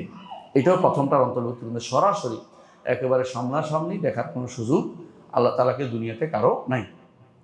সেই জন্য বলছে ইন্নাহু আলিয়্যুল হাকীম। আরেকটি আয়াত আল্লাহ তাআলা বলছেন যে আর রিজালু কাওয়ামুনা আলান নিসা, 8ম আয়াত, এটা সর্বশেষ আয়াত। আলী যে আল্লাহর নাম, এটা দলিল। আরেকটা আয়াত 8ম আয়াত, যেটা আল্লাহ তাআলা বলছেন আর রিজালু কাওয়ামুনা আলান নিসা, পুরুষরা নারীদের উপরে কর্তৃত্বশীল। এটা মানতেই হবে। এখানে কেউ যদি বলে যে আমরা নারীদেরকে এই করছি সেই করছি, তার অন্তরের মধ্যে কি আছে? অন্তরের মধ্যে তার সমস্যা আছে। অবশ্যই আল্লাহ তাআলা এটা দায়িত্বই দিয়েছেন, পুরুষদেরকে নারীদেরকে পরিচালনার দায়িত্ব দিয়েছেন। এটা আপনি ভালো করেই দেখবেন, এটা বাস্তব। আমার একজন প্রিয় মানুষ ছিলেন, ডক্টর মোফাজ্জল হোসেন খান ইসলামী ফাউন্ডেশনে একসময় ডিজি ছিলেন। তিনি একদিন আমাকে জামাই হিসেবে ডাকে, বলছে জামাই একটা আশ্চর্য জিনিস দেখলাম। বললেন কি? রাজারবাগে নারীদের যে একটা আছে, নারীদের একটা কি নারী পুলিশ আছে না, ওদের ছাত্রাবাস একটা আছে। তো কি দেখলেন? নারী ছাত্রাবাসের সামনে একটা পুরুষ পাহারাদার দিছে। তো আমি বুঝলাম যে উনি যাতে বলছে, আমি বুঝলাম যে নারী নিজেরাও পাহারা দিতে পারে, পুরুষও লাগতেছে। এর অর্থ হচ্ছে যত কিছু আল্লাহ তাআলা দায়িত্ব পুরুষকে দিয়েছে। একজন নারী যতই বেশি ক্ষমতাশীল হোক, সে আসলেই দুর্বল। সব দিক থেকে সে কি করতে পারে? নিজেকে রক্ষা কন্ট্রোল করতে পারে না। কারণ তার অনেক দুর্বল জায়গা আছে, যেগুলো সে নিজে ঢেকে রাখতে হয়, নিজেকে গুণভাবে চলতে হয়। আর কোনো যদি নারী এই ইয়ার বাইরে চলে যায়, তার ফিতরতের বাইরে চলে যায়, সেটা আলাদা কথা। সব জাতির রীতির বাইরে, এটা তো সব জায়গাতেই নিয়মের বাইরে কিছু পাওয়া যায়, সেটা আলাদা। কিন্তু স্বাভাবিক নিয়ম হচ্ছে নারীদেরকে আল্লাহ তাআলা পুরুষদের কর্তৃত্ব মেনে নিতে, তাদের অধীনে পরিচালিত হতে এবং তাদেরকে দেখাশোনার দায়িত্ব, নারীদের দেখাশোনার দায়িত্ব পুরুষদেরকে দিয়েছে। এটা একটা, এই দায়িত্বের মধ্যে কি আছে? এই দায়িত্বের মধ্যে, এই দায়িত্ব পালনের মধ্যে অবশ্যই পুরুষদের যেমন নিজের দায়িত্ব প্রবল হয়ে উঠবে, নারীরা তখন নারীরা তাদের একটা ইয়া পাবে, নিজেরা একটা কি পাবে, একটা আস্থার জায়গা পাবে, যে আমার জন্য এই রাস্তার মধ্যে আমি চলতে পারবো না, কিন্তু অনেক মানুষ থাকলে আমি যেতে পারবো। এটা বুঝতে পারে সবাই, তার মধ্যে একটা আস্থা আসে। তার বিপদে আপদে সে মনে করে যে কেউ না কেউ আছে, এটা মনে করবে। একা একই সে সফর করা, আজও পৃথিবীর কোনো জায়গাতে একা একই সফর করা তার জন্য সে শোভনীয় মনে করে না। সে মনে করে কোথাও না কোথাও বিপদ হতেই পারে। এই জন্য যেটা বলছিলাম, আল্লাহ তাআলা বলছে আর রিজালু কাওয়ামুনা আলান নিসা, নারীদের উপরে আল্লাহ তাআলা পুরুষদেরকে দায়িত্বশীল করেছেন, দায়িত্বশীল, তাদের দেখাশোনার দায়িত্ব দিয়েছেন। এরপর আল্লাহ তাআলা আয়াতের শেষে বলেছেন, যদি কোনো নারী তোমাদের উপর সীমা লঙ্ঘন করে, কথা না শোনে, স্ত্রী যদি কথা না শোনে, তারপরে এটা করো এটা করো এটা করো, যদি মেনে নেয়, ফাইন আতা'নাকুম, যদি তোমাদের কথা মেনে নেয়, ফালা তাবগু আলাইহিন্না সাবিলা, তাদের উপরে আর বেশি বাড়াবাড়ি করিও না। বুঝে আসছে কথাটা? কারণ নারীরা বাঁকা হাড়ের তৈরি, তাদেরকে যদি আপনি সোজা করতে চান তাহলে কী হবে? ভেঙে যাবে। বাঁকা হাড় সোজা করা যায় না, একটু কিছুটা ইয়া থাকলে সোজা করা যায়, কিন্তু একদম বাঁকা হাড় যেটা সোজা করতে গেলে ভেঙে যাবে। কিছু সোজা করে চলতে হবে।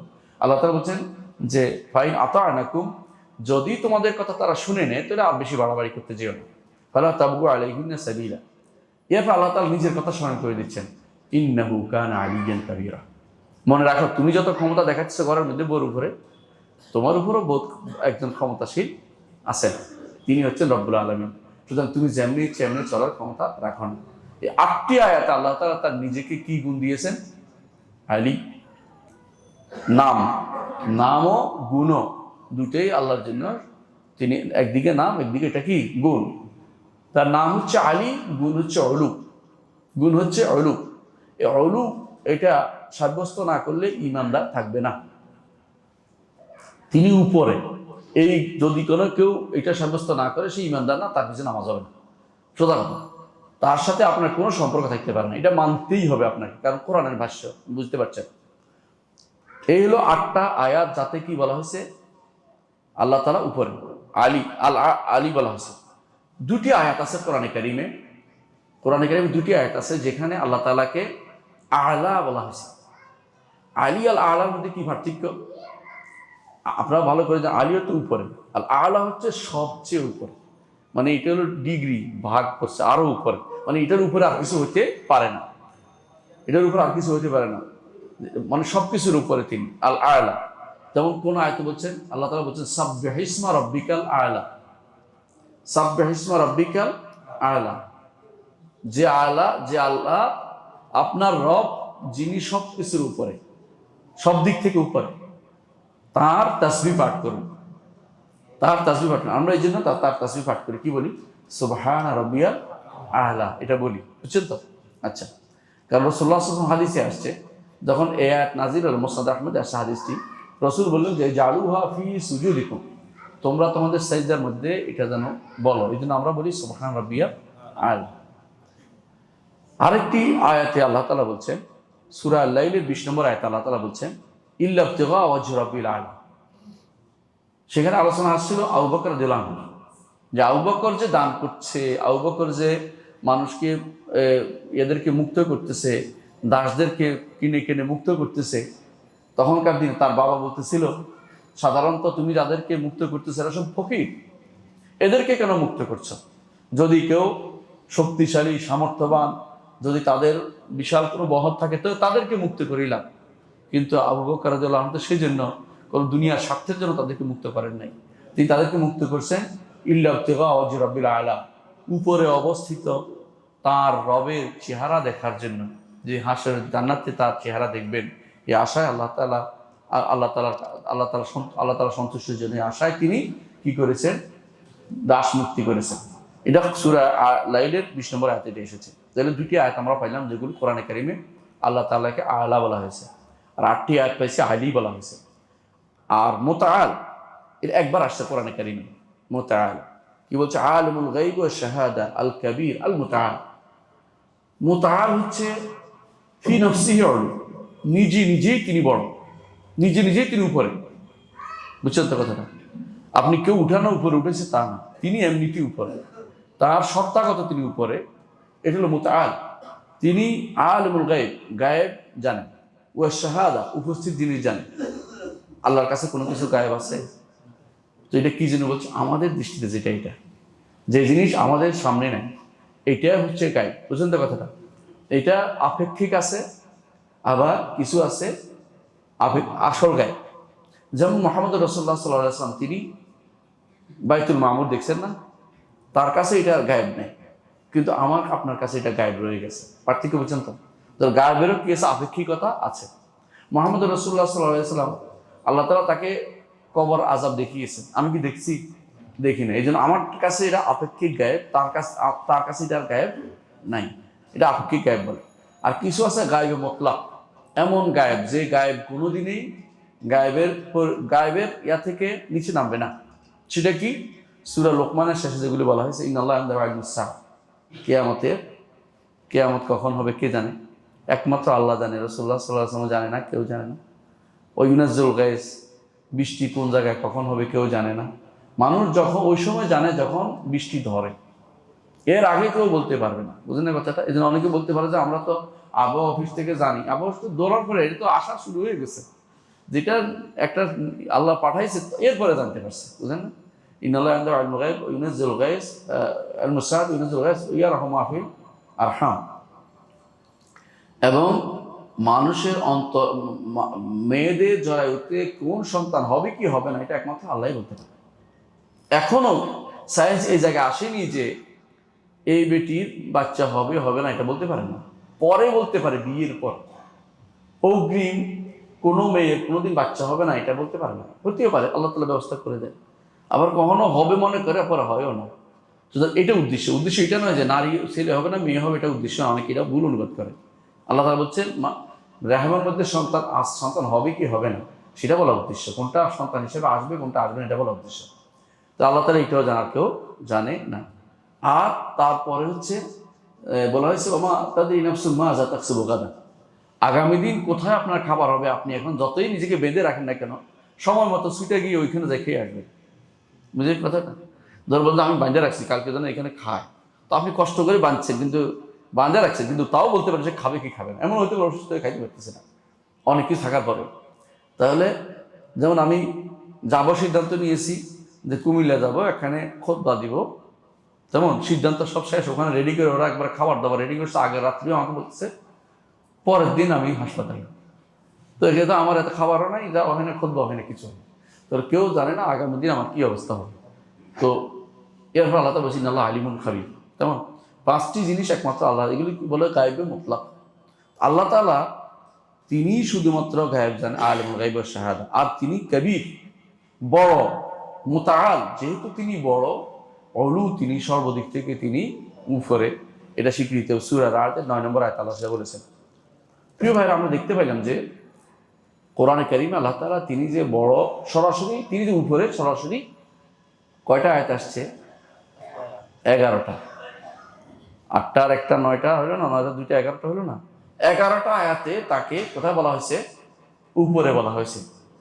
আচ্ছা আসেন হাদিসে রাসূলুল্লাহ সাল্লাল্লাহু আলাইহি ওয়াসাল্লাম, অনেকগুলো হাদিস আছে, আমি কয়েকটা হাদিস উল্লেখ, দুইটা হাদিস উল্লেখ করলাম। এক নম্বর হচ্ছে রাসূলুল্লাহ সাল্লাল্লাহু আলাইহি ওয়াসাল্লাম বলেছেন,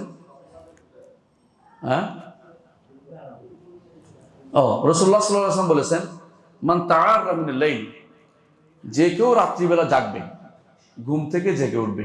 উঠেন না আপনার ঘুম থেকে জেগে দোয়াটা পড়তে বলেছে, আমরা তো পড়ি না। ফাকালা, তারপর সে বলবে লা ইলাহা ইল্লাল্লাহ ওয়াহদাহু লা শারীকা লাহুল মুলকু ওয়া লাহুল হামদু ওয়া আলা কুল্লি শাইইন কাদির। কঠিন নাকি এটা? কঠিন না। তারপর কি বলবে?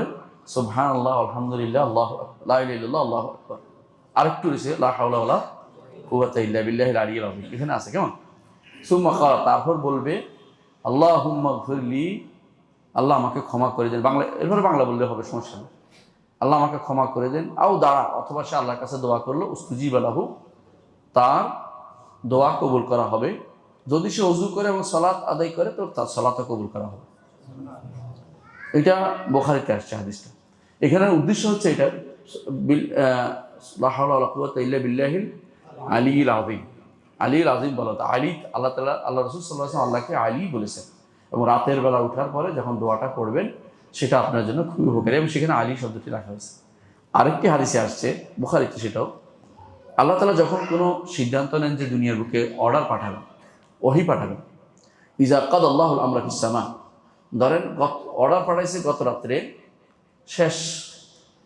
শেষ রাত্রে অর্ডার পাঠাইছে না, আজকে আমি এখানে, আমাকে আসার সুযোগ করে দেওয়া হোক। বুঝছেন কথাটা? আল্লাহ তাআলা গত রাত্রে আমার জন্য এখানে এটা মঞ্জুর করেছে। এইটা আবার শুধু গত রাত্রে না, গত কি রাত, লাইলাতুল কদর রাত্রি তো এটা মঞ্জুর ছিল। আবার এটা না শুধু, এর আগে মায়ের পেটে আমি যখন ছিলাম তখনও এটা লেখা হয়েছে যে এই লোকে এত তারিখে এতটার সময় এত কারণে ওইখানে থাকবে, এই অর্ডার। বুঝছেন তো? আবার এটা অর্ডার ছিল কোথায়? লহে মাহফুজে লেখা হয়েছে। কিন্তু গত রাত্রিতে অর্ডার হয়েছে। কুল্লু ইয়াউমিন হুয়া ফিশান, প্রতিদিনই তিনি অর্ডার করেন, প্রতিদিনই অর্ডার করেন। আগামী দিন কি ঘটবে পূর্ণ অর্ডারে চলে, দুনিয়ার জগৎ অর্ডার চলতেছে, তার নির্দেশে চলতে সবকিছু। আল্লাহ তাআলা যখন অর্ডার করেন, দরাবাতিল মালাইকাতু বিআজনিহাতিহা, ফেরেশতারা তাদের ডানা দিয়ে ভয়ে ডানা ঝাপটাতে থাকেন।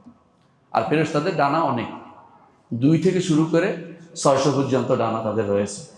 এই ডানা ঝাপটাতে থাকে। খদাআন লিকাউলিহি, আল্লাহর কথাকে বিনয়ের সাথে মেনে নেওয়ার জন্য, যে আল্লাহ যা বলেন তা হক বলছেন। কান্নাহু সিলসিলাতুন আলা সফওয়ান, যেন পাথরের উপরে যদি কোনো আপনি লোহা দিয়ে বাড়ি দেন কেমন শব্দ হবে, সেরকম শব্দ হতে থাকে। ফাইজা ফুজ্জা আন কুলুবিহিম, এর মধ্যে তারা বেহুশ হয়ে যায়। যখন তারা হুঁশ হয়ে আসে, ক্বালু মাযা ক্বালা রাব্বুকুম ক্বালুল হাক্কা ওয়াল আলিয়্যুল কাবীর, একটু আগে যেটা তেলাওয়াত করছি, এই আয়াতের ব্যাখ্যা ইমাম বুখারী এই হাদিসটা নিয়ে এসেছেন। তাহলে বোঝা গেল বুখারী হাদিসে সন্দেহ আছে, এটা হচ্ছে আল্লাহ তাআলা কোথায়? উপরে। তার মানে কোরআন এবং হাদিস দিয়ে আমরা জানলাম যে আল্লাহ তাআলা কোথায়? উপরে। এবং 3টি নাম আল্লাহ তাআলার জন্য আসছে। একটা হলো কি? আল আলী, একটা হলো আল আলা, একটা হলো আল মুতাআল। আল মুতাআল 3টি নামের অর্থ এখন আলোচনা করবো ইনশাআল্লাহ। 1 নম্বর হচ্ছে তিনি তার জন্য নিরঙ্কুশ উপর সাব্যস্ত হন। নিরঙ্কুশ ওজন বুঝেন কিনা? আমাদের সমাজে কিছু মানুষ আছে উপর বলতে বুঝে শুধু মাথার উপর বুঝে। মাথার উপর সাব্যস্ত হবে না, কারণ আমরা সবাই ছোট। নিচে যত কিছু উপর নিচ হোক না কেন, রব্বুল আলামিন উপরেই। কথা বুঝছেন? আপনি নিচে যতই ঘুরেন না কেন, নিচের হিসাবে হবে না। এটা নিরঙ্কুশ উপর বুঝাবে। একটু আগে উদাহরণ দিয়েছেন আপনাদেরকে যে পিঁপড়া নিচে একবার নিচের দিকে যাক, উপর দিকে যাক, আল্লাহ কোথায়? উপরেই। বুঝে আসছে কথাটা? আমি যে আমার মাথার উপরে বলছি, হ্যাঁ মাথার উপরে উপরে উপরে উপরে উপরে, আল্লাহ তাআলা সবকিছুর উপরে। এটাই কোনোভাবেই আপনি এইটা করবেন না যে কিছুক্ষণ আমরা তো তোলে যারা আছে, এই আমেরিকা যারা আছে, ওরা কি মাথার নিচের দিকে দিয়ে আছে নাকি? পা কি জমিনের লগে লগে মাথার নিচের দিকে দিয়ে আছে? ওরাও তো উপরে আছে, ওদের মাথা ওই দিকে। পৃথিবী এমন ভাবে আল্লাহ তাআলা তৈরি করছেন, যেখানে দাঁড়াক না কেন মাথা আসমান উপরেই থাকবে। আসমান কোনো নিচের দিকে যায় না, ওখানে আসমান উপরে। তো আর আসমানগুলো সবই ক্ষুদ্র জিনিস, তাহলে আল্লাহ উপরে থাকতে অসুবিধা কোথায়? ওদের সমস্যা হচ্ছে ওরা মনে করছে ওই আসমান নিচে দিয়েও দেখা যাচ্ছে, তো নিচে দিয়ে দেখা যাচ্ছে ইত্যাদি। ওগুলি যতই আপনি ঘুরান না কেন, আপনি তো ছোট। যেটি ক্ষুদ্রাতি ক্ষুদ্র, সেটা আল্লাহর সাথে কোনোদিন কি হবে না, কোনো তুলনা চলবে না। তাহলে বোঝা গেল যে আল্লাহর জন্য সর্বদিক থেকে উপরে সাব্যস্ত করতে হবে। এইটা কয় ভাবে? 3 ভাবে। সত্তার দিক থেকে তিনি উপরে, তিনি তার নফস জাতের দিক থেকে কোথায়? উপরে। আর অর্থাৎ উপরে, সর্বোচ্চ উপরে। 2 নম্বর হচ্ছে গুণের দিক থেকে তিনি উপরে। সেই গুণ 2টা, একটা হচ্ছে সম্মানের দিক থেকে উপরে, তিনি তার সাথে বড় সম্মান থেকেও আছে নাই। 3 নম্বর হচ্ছে ক্ষমতার দিক থেকেও তিনি উপরে, তাই না? তাহলে উলুল কাদার এবং উলুল কাহার 2টাই আল্লাহ তাআলা সাব্যস্ত হবে। আর উলুল দা, সত্তাগত তিনি উপরে। আরেকটু বাকি আছে। তাহলে তার সত্তার দিক থেকে উপরে, গুণের দিক থেকে উপরে, কর্মের দিক থেকেও তিনি উপরে। তার কর্মের চেয়ে সুন্দর কর্ম পৃথিবীতে আর কেউ করতে পারবে না। যে মানুষটা পৃথিবীতে সবচেয়ে বেশি সুন্দর, তারা কে সৃষ্টি করছে? আল্লাহ। পৃথিবীতে যে মানুষ সুন্দর দেখার জন্য বিভিন্ন জায়গায় দৌড়ায়, পয়সা খরচ করে, আপনারা অনেকে সাজেকে যান, কেউ বা মুখখানে যান, ওগুলি কে সৃষ্টি করছে? আল্লাহ। অনেকে ওই কাশ্মীর যায়, অনেকে লেবানন যায় সুন্দর দেখার জন্য, আল্লাহ সৃষ্টি করছে। এই সৃষ্টি, তার সৃষ্টির সৌন্দর্য আপনি চিন্তা করে দিতে পারবেন না। অনেক সময় দেখবেন যে মাছ নিয়ে আসে অনেকে দেখানোর জন্য, সমুদ্রের পিঠে মাছ কি সুন্দর দেখে। অনেকে এক একটা প্রাণী দেখায় গাছের মতো চলতেছে, আসলে এটা প্রাণী, দেখতে একটা গাছ মনে হচ্ছে। তো এক একটা সৌন্দর্য আলাদা, এক এক রকম দিয়েছে। এর মধ্যে আল্লাহ তাআলা হচ্ছে মানুষকে সবচেয়ে বেশি সুন্দর আল্লাহ করে দিয়েছে। এটা আল্লাহ তাআলার বিশেষ নেয়ামত যে মানুষকে আল্লাহ তাআলা বেশ সম্মানিত এবং সুন্দর করে দিয়েছেন। লাকাদ খালাকনাল ইনসানা ফি আহসানি তাকওয়িম। মানুষের সৌন্দর্য আলাদা, এক একজনকে আল্লাহ এক এক রকম সুন্দর দিয়েছেন। কাউকে আল্লাহ তাআলা কিছুটা অসুন্দর করেছেন আপনাদের দৃষ্টিতে, কিন্তু এটা মৌলিকভাবে অন্য সব কিছু সুন্দর আছে। যাই হোক, তাহলে বোঝা গেল আল্লাহর কর্ম কি সুন্দর, আল্লাহর গুণও সুন্দর, আল্লাহর সত্তাও সুন্দর। আল্লাহ তাআলার গুণের দিক থেকে উপরে, সত্তার দিক থেকে উপরে এবং কর্মের দিক থেকেও সবকিছু উপরে। বুঝতে পারছেন কথাটা? এই যে আল্লাহ তাআলা তার সবকিছু, এই কর্মগুলো, কর্মকুশলতার দিক থেকে তিনি সবার উপরে, এই কথাটা বলা উদ্দেশ্য। তাহলে কোনো কিছু বাদ নাই, সব দিক থেকে তিনি উপরে সাব্যস্ত করতে হবে। দ্বিতীয়ত, তিনি উপরে কারণ তিনি আরশের উপরে। আল্লাহ আরশ ইস্তাওয়া। ইমাম শেখ আব্দুর রহমান সাদি বলতেছেন আল্লাহ আরশ ইস্তাওয়া, তিনি আরশের উপরে ওঠার কারণে উপরে, আরশের সব কিছুর উপরে, আরশের উপরে তিনি। ওয়ালাল মুলক ইহতাওয়া, তিনি উপর থেকে সমস্ত রাজত্বকে তিনি করায়ত্ত তার অধীন করে নিয়েছেন এবং তার সমস্ত বড়ত্ব এবং মহত্বের গুণে তিনি গুণান্বিত। আবার তিনি সৌন্দর্যের গুণে গুণান্বিত এবং তিনি এমন যে তার কাছেই সবকিছুর সৌন্দর্য, সবকিছুর বড়ত্ব তার কাছেই পৌঁছবে। দুনিয়া যত বড় আপনি কল্পনা করেন, সবচেয়ে বড় কে? আল্লাহ। উপরে যত কল্পনা করেন তার উপরে কে? আল্লাহ। সেই হিসাবে তিনি অবশ্যই উপরে। 3 নম্বর, ইবনুল কাইয়িম রাহমাতুল্লাহ আলাইহি বলেন তিনি উপরে এদিক থেকেও যে যাবতীয় দোষ ত্রুটি থেকে মুক্ত হওয়ার দিক থেকে তিনি উপরে, বুঝছেন তো? অর্থাৎ আপনি দোষ ত্রুটি মুক্ত, যেমন আপনাকে উপরে স্থান দেওয়া যে দোষ ত্রুটি মুক্ত, উপরে বিশাল সম্মানের বিষয়। তেমনি ভাবে আল্লাহ তাআলা যেহেতু মুনাজ্জাহ, সুবহান রাব্বিয়াল আলা বলেন না, সুবহান অর্থ কি? পবিত্র, দোষ ত্রুটি মুক্ত। এই জন্য ফেরেশতারা বলে কি বলে? সুবহানাল্লাহি ওয়া বিহামদিহি, সুবহানাল্লাহ লাগে তাসবিহ পাঠ করা। ফেরেশতারা বলে সুবহানাকা লা ইলমা লানা ইল্লা মা আল্লামতানা ইন্নাকা আনতাল আলিমুল হাকিম, সুবহানাকা বলেছেন। আল্লাহ তাআলা কোরআনে কারীমের অনেক সূরাতে সুবহানাল্লাযী আসরা বিআবদিহি শুরু করেছেন এখান থেকে।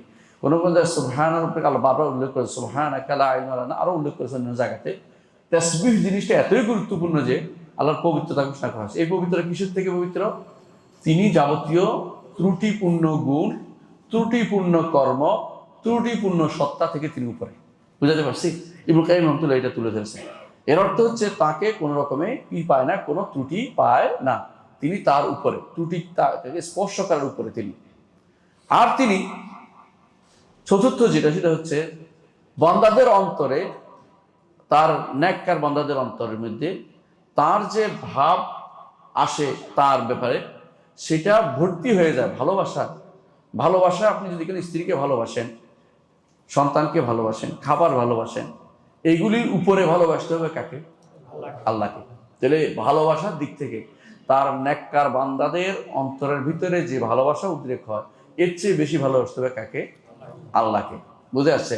ভয় বেশি করতে হবে কাকে? আল্লাহকে। ভয়ের দিকে উপর রাখতে হবে তাকে, তাই না? সম্মানের দিকে উপর রাখতে হবে কাকে? আল্লাহকে। এই সব কিছু দিয়ে তারা স্বীকার করে এটা যে একমাত্র আমরা যেহেতু তাকেই বড় মানি, তাকেই সবকিছু উপরে মানি, আমার ইবাদত কোন দিকে যাবে? উপরের দিকে যাবে, তার দিকে যাবে।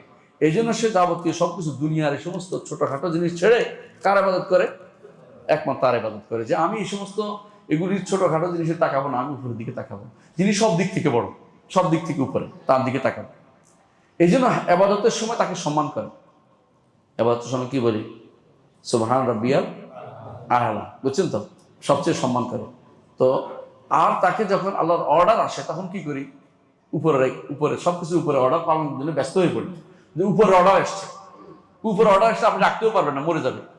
উপরে অর্ডার আসলে আর দুনিয়ার কোনো অর্ডারের প্রয়োজন হয় না, এমনি এটা হয়ে যায়। এইটাও একটা।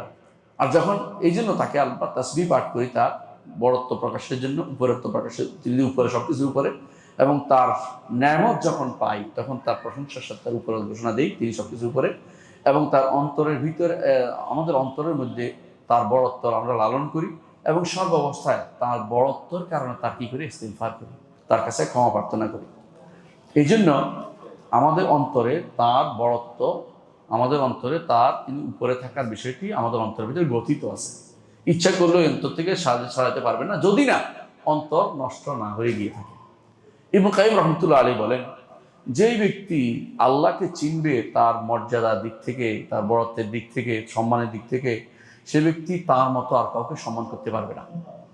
পারবেন না। কিন্তু যে ব্যক্তি আল্লাহকে চিনবে না, সে মূর্তির সামনেও মাথা নত করতে পারবে, কবরের সামনেও পারবে, এমনকি গজার মাছের জন্যও পারবে, তাই না? সে সবাই জন্য মাথা নত করতে পারবে।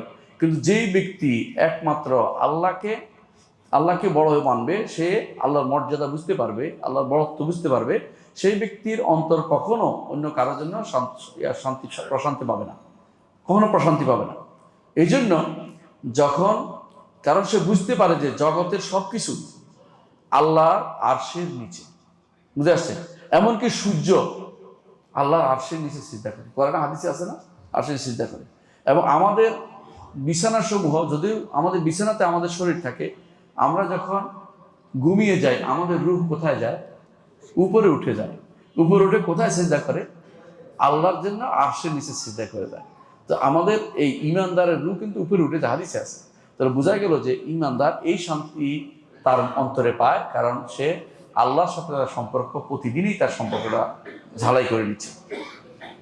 তিনি উপরে, আলী এবং সর্ব উপরে, এবং তিনি সর্বদিক থেকে উপরে, এবং তার কোনো দোষ ত্রুটি নাই বলেই তার জন্য রুবুবিয়ত, তিনি আমার রব, তিনি আমার ইলাহ, তিনি আর আমার রব, তিনি আমার ইলাহ। আর তিনি উপরে, একক সত্তা, আহাদ, তিনি আহাদ, একক সত্তা। এই জন্য তার জন্য কোনো শরীক সাব্যস্ত করতে পারি না, তার জন্য কোনো মাসিল উপমা সাব্যাস করতে পারি না, তার জন্য তার মতো কাউকে আমরা আর দেখি না, কারণ তিনি একক সত্তা, তিনি উপরে। তার কিসের দিক থেকে? এককত্বের দিক থেকে।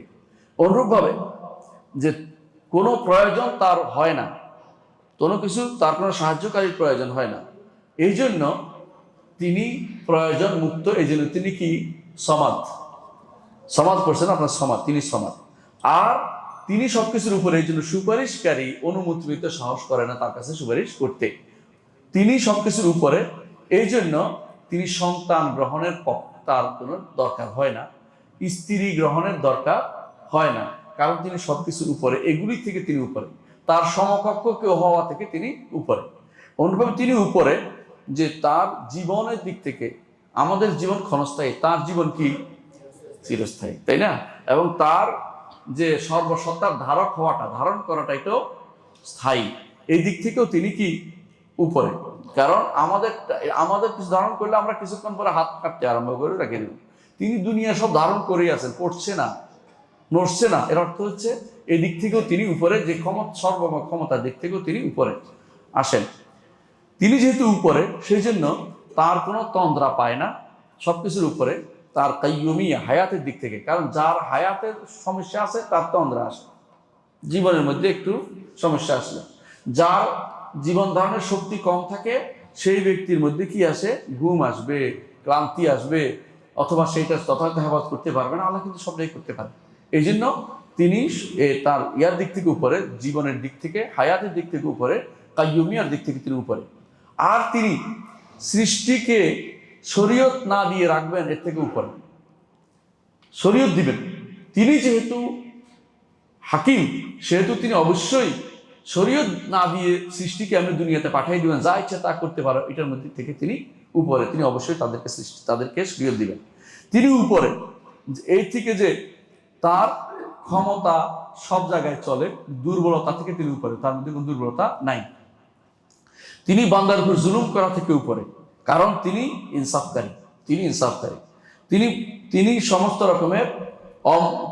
রকমের অমনোযোগিতা থেকে উপরে, এবং কোনো ভুলে যাওয়া থেকে উপরে, এবং তার ইলম থেকে কোনো কিছু চলে যাওয়া থেকে উপরে, কারণ তিনি হচ্ছেন আলিম। তিনি হচ্ছেন কি? আলিম। এই জন্য তিনি থেকে উপরে।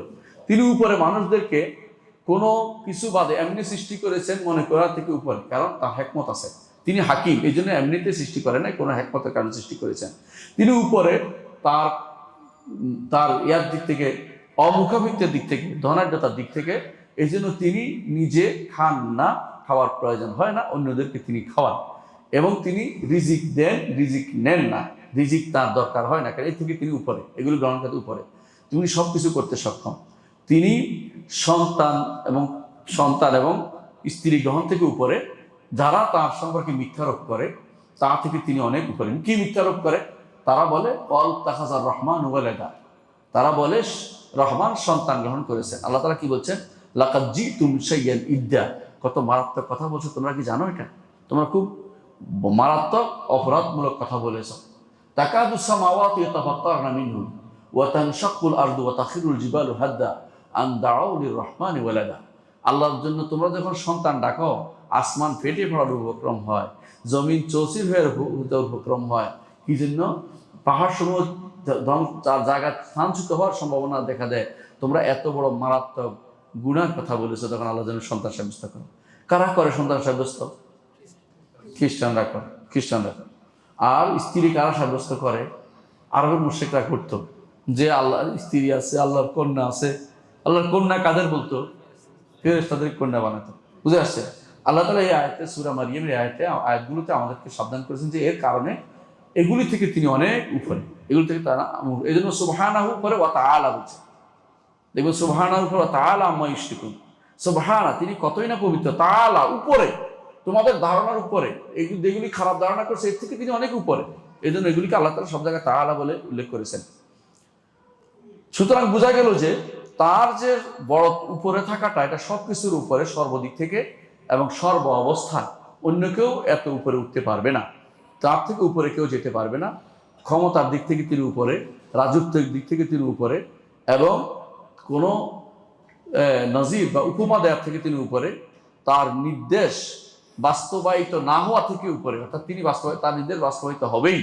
এবং তার এলমের দিক থেকে তিনি উপরে, কেউ তার এলমের কাছেও যেতে পারবে না, চেষ্টা করলেও নিতে পারবে না কোনো এলেম। আর তার হক যে তিনি যে প্রকাশিত, এটা থেকে তিনি উপরে, অর্থাৎ তার থেকে কেউ প্রকাশিত আর কিছু নেই। আপনি সবচেয়ে বেশি প্রকাশিত, সবার উপরে, আপনার থেকে উপরে আর কিছু নাই। তাহলে অলু এটারও একটা অর্থ, আমরা জাহেরের অর্থ অলু আমরা এটা পাইলাম। এবং তিনি যাবতীয় ত্রুটি দোষ থেকে মুক্ত। আচ্ছা, আল্লাহ তাআলা যে সবকিছুর উপরে, এটা মানতে দলিল আসলে এতক্ষণ যে কোরআন হাদিস দিয়ে দিয়েছি, আপনি আশ্চর্য হবেন। এই উপরে থাকার বিষয়টি আল্লাহ তাআলা 1000 দলিল আছে, 1000 কোরআন এবং সুন্নাহর মধ্যে। এটা আমার কথা নয়। ইমাম ইবনে কাইয়িম রাহমাতুল্লাহ আলাইহি, ইমাম যাহাবী, ইমাম ইবনে আব্দুল হাদি, ইবনে তাইমিয়া, ওনারা তাদের এইটার উপরে এক একজনের 2-3টা করে গ্রন্থ লিখেছে, আল্লাহ তাআলার উপরে আছে। এমনকি এই পর্যন্ত এই বিষয়ে সবচেয়ে বেশি গ্রন্থ লেখা হয়েছে। আমারও একটা গ্রন্থ আছে, কি বইটার নাম কি বুঝছেন তো? এটার মধ্যে আমি দলিলগুলো নিয়ে অনেকগুলো নিয়ে আসছি, সবগুলি আমি আনতে পারবো না, কিছু এনেছি। কিন্তু দুর্ভাগ্যবশত মানুষরা আল্লাহ তাআলাকে উপরে মানতে যেন তাদের অন্তরে কি হয়ে যায়, অন্তর ছোট হয়ে যায়। তারা কেবল উপরে মানে দিক হয়ে গেলেন। আপনি যে দিক চিন্তা করতেছেন, এটা তো আপনার মাথার ভিতরে সীমাবদ্ধতার কারণে বলছেন। আপনি এই দিকগুলো তো আপনার সৃষ্ট দিকের ভিতরে তিনি নন। দিকগুলো যেখানে শেষ হয়ে যায়, একটা বলের ভিতরে যদি কিছু থাকে, বলের ভিতরে সে যতই এটার ভিতরে দিক টিক নির্ণয় করুক না কেন, এটা তো বলের ভিতরের অংশের ভিতরে দিক দিয়ে পাওয়া। এর বাইরে বল কোন দিকে ঘুরতেছে, কোন দিকে যাচ্ছে, এগুলি সবার উপরে যিনি আছেন, সেটা তো আপনার এইটা দিয়ে নির্ণয় করা হচ্ছে না। আপনি কেন গোলকের ভিতর দিয়ে আল্লাহকে নির্ণয় করতেছেন? গোলক দিয়ে চিন্তা করতে হবে না। এরকম লক্ষ কোটি কোটি কোটি কোটি গোলক তো সৌরজগতেই আছে। এই গোলক চিন্তা করে লাভ হবে না। এই গোলকগুলি সব হচ্ছে আল্লাহর কাছে কি ক্ষুদ্র জিনিস। আমি কত ক্ষুদ্র, এটা এখন চিন্তা করে দেখেন। সুতরাং আল্লাহ তাআলার অলুটা, এটার জন্য দলিলের ভিত্তিতে একেবারে কোনো বেশি এদিক সেদিক দৌড়াদৌড়ি করা লাগে না। তারপরেও আমরা 10 রকমের দলিল দিব, 10 রকমের দলিল উল্লেখ করব। প্রথম দলিল হচ্ছে, নিজে আল্লাহ তাআলা কোরআনে কারীম বলেছেন, তিনি যে উপরে বলেছেন কিভাবে? সরাসরি ফক অর্থ কি? উপরে। ফক অর্থ কি? উপরে। আর এই ভাষা আল্লাহ তাআলা বলেছেন ওয়াহুয়াল কাহিরু ফাওকা ইবাদিহি, তিনি দাপুটে রব, বান্দাদের তিনি উপরে। এবারে কি করবেন এটা? তারা কত রকমের যে পেঁচায় তার হিসাব নাই, বুঝছেন তো? অনেক রকমের পেঁচায়। একজন দেখলাম থাকে আমেরিকা, ইসলামের নাকি বড় সেবা দাস। তিনি আমেরিকা থেকে চোখের মধ্যে সুরমা লাগায়, মাঝে মধ্যে আবার দেখি ইনি বিভিন্ন রকমের ওয়াজ করে। তিনি বলতেছে যদি উপরে অর্থ উপরে হয়, ও রফানা ফাওকাহুম ফাওকা বাদ অর্থ কি? নবীদেরকে যে আল্লাহ তাআলা বলছেন তাদের একে উপরে উপরে এক উঠাইছে, কত হলে একজন উপরে একজন রাখতেছে। আরে বেটা, একটু পরেই তো বলছে দারাজাত, রফানা ফাওকাহুম ফাওকা বাদিন দারাজাত। এখানে বলেই দিছে যে মর্যাদায় তাদের কেউ উপর রাখছে। শুধু উপর বলতে উপরে বুঝাইতো, কিন্তু এখানে বলে দিয়েছে। তো তথাকথিত তুমি সিলেটের মানুষ হয়ে লন্ডন আমেরিকায় থাকো, আর সেখানে আহলে বাইতের সেন্টার খুলে বসছো, মানে শিয়াদের ছাড়া ওদের মন ভরে না। সুফিবাদ কোনোদিন শিয়াবাদ ছাড়া মন ভরে না। তারা দলিল পাইলে শিয়াদের হাদিস নিয়ে, বনাট হাদিস নিয়ে আনবে, বুঝছেন তো? আহলে সুন্নাত দলিল তাদের কাছে ভালো লাগে না। আর যদি কোনো আর দলিল কিছু না পায়, শেষ পর্যন্ত দলিল দিবে কি জানেন? বনী ইসরাঈলের কিতাবে আসছে, দেখবেন যে অমুক নবীর কিতাবের কথা বলবো, অমুক খানের কথা বলবো। কোরআন হাদিস তাদের কাছে ভালো লাগতেছে না, এটা রেখে দিয়েছে আমানে আসানে রেখে দিয়েছে, চুমু দিয়ে রেখে দেবে। অথবা পড়বে কিন্তু কোনোদিন যা থেকে কিছু নিবে না।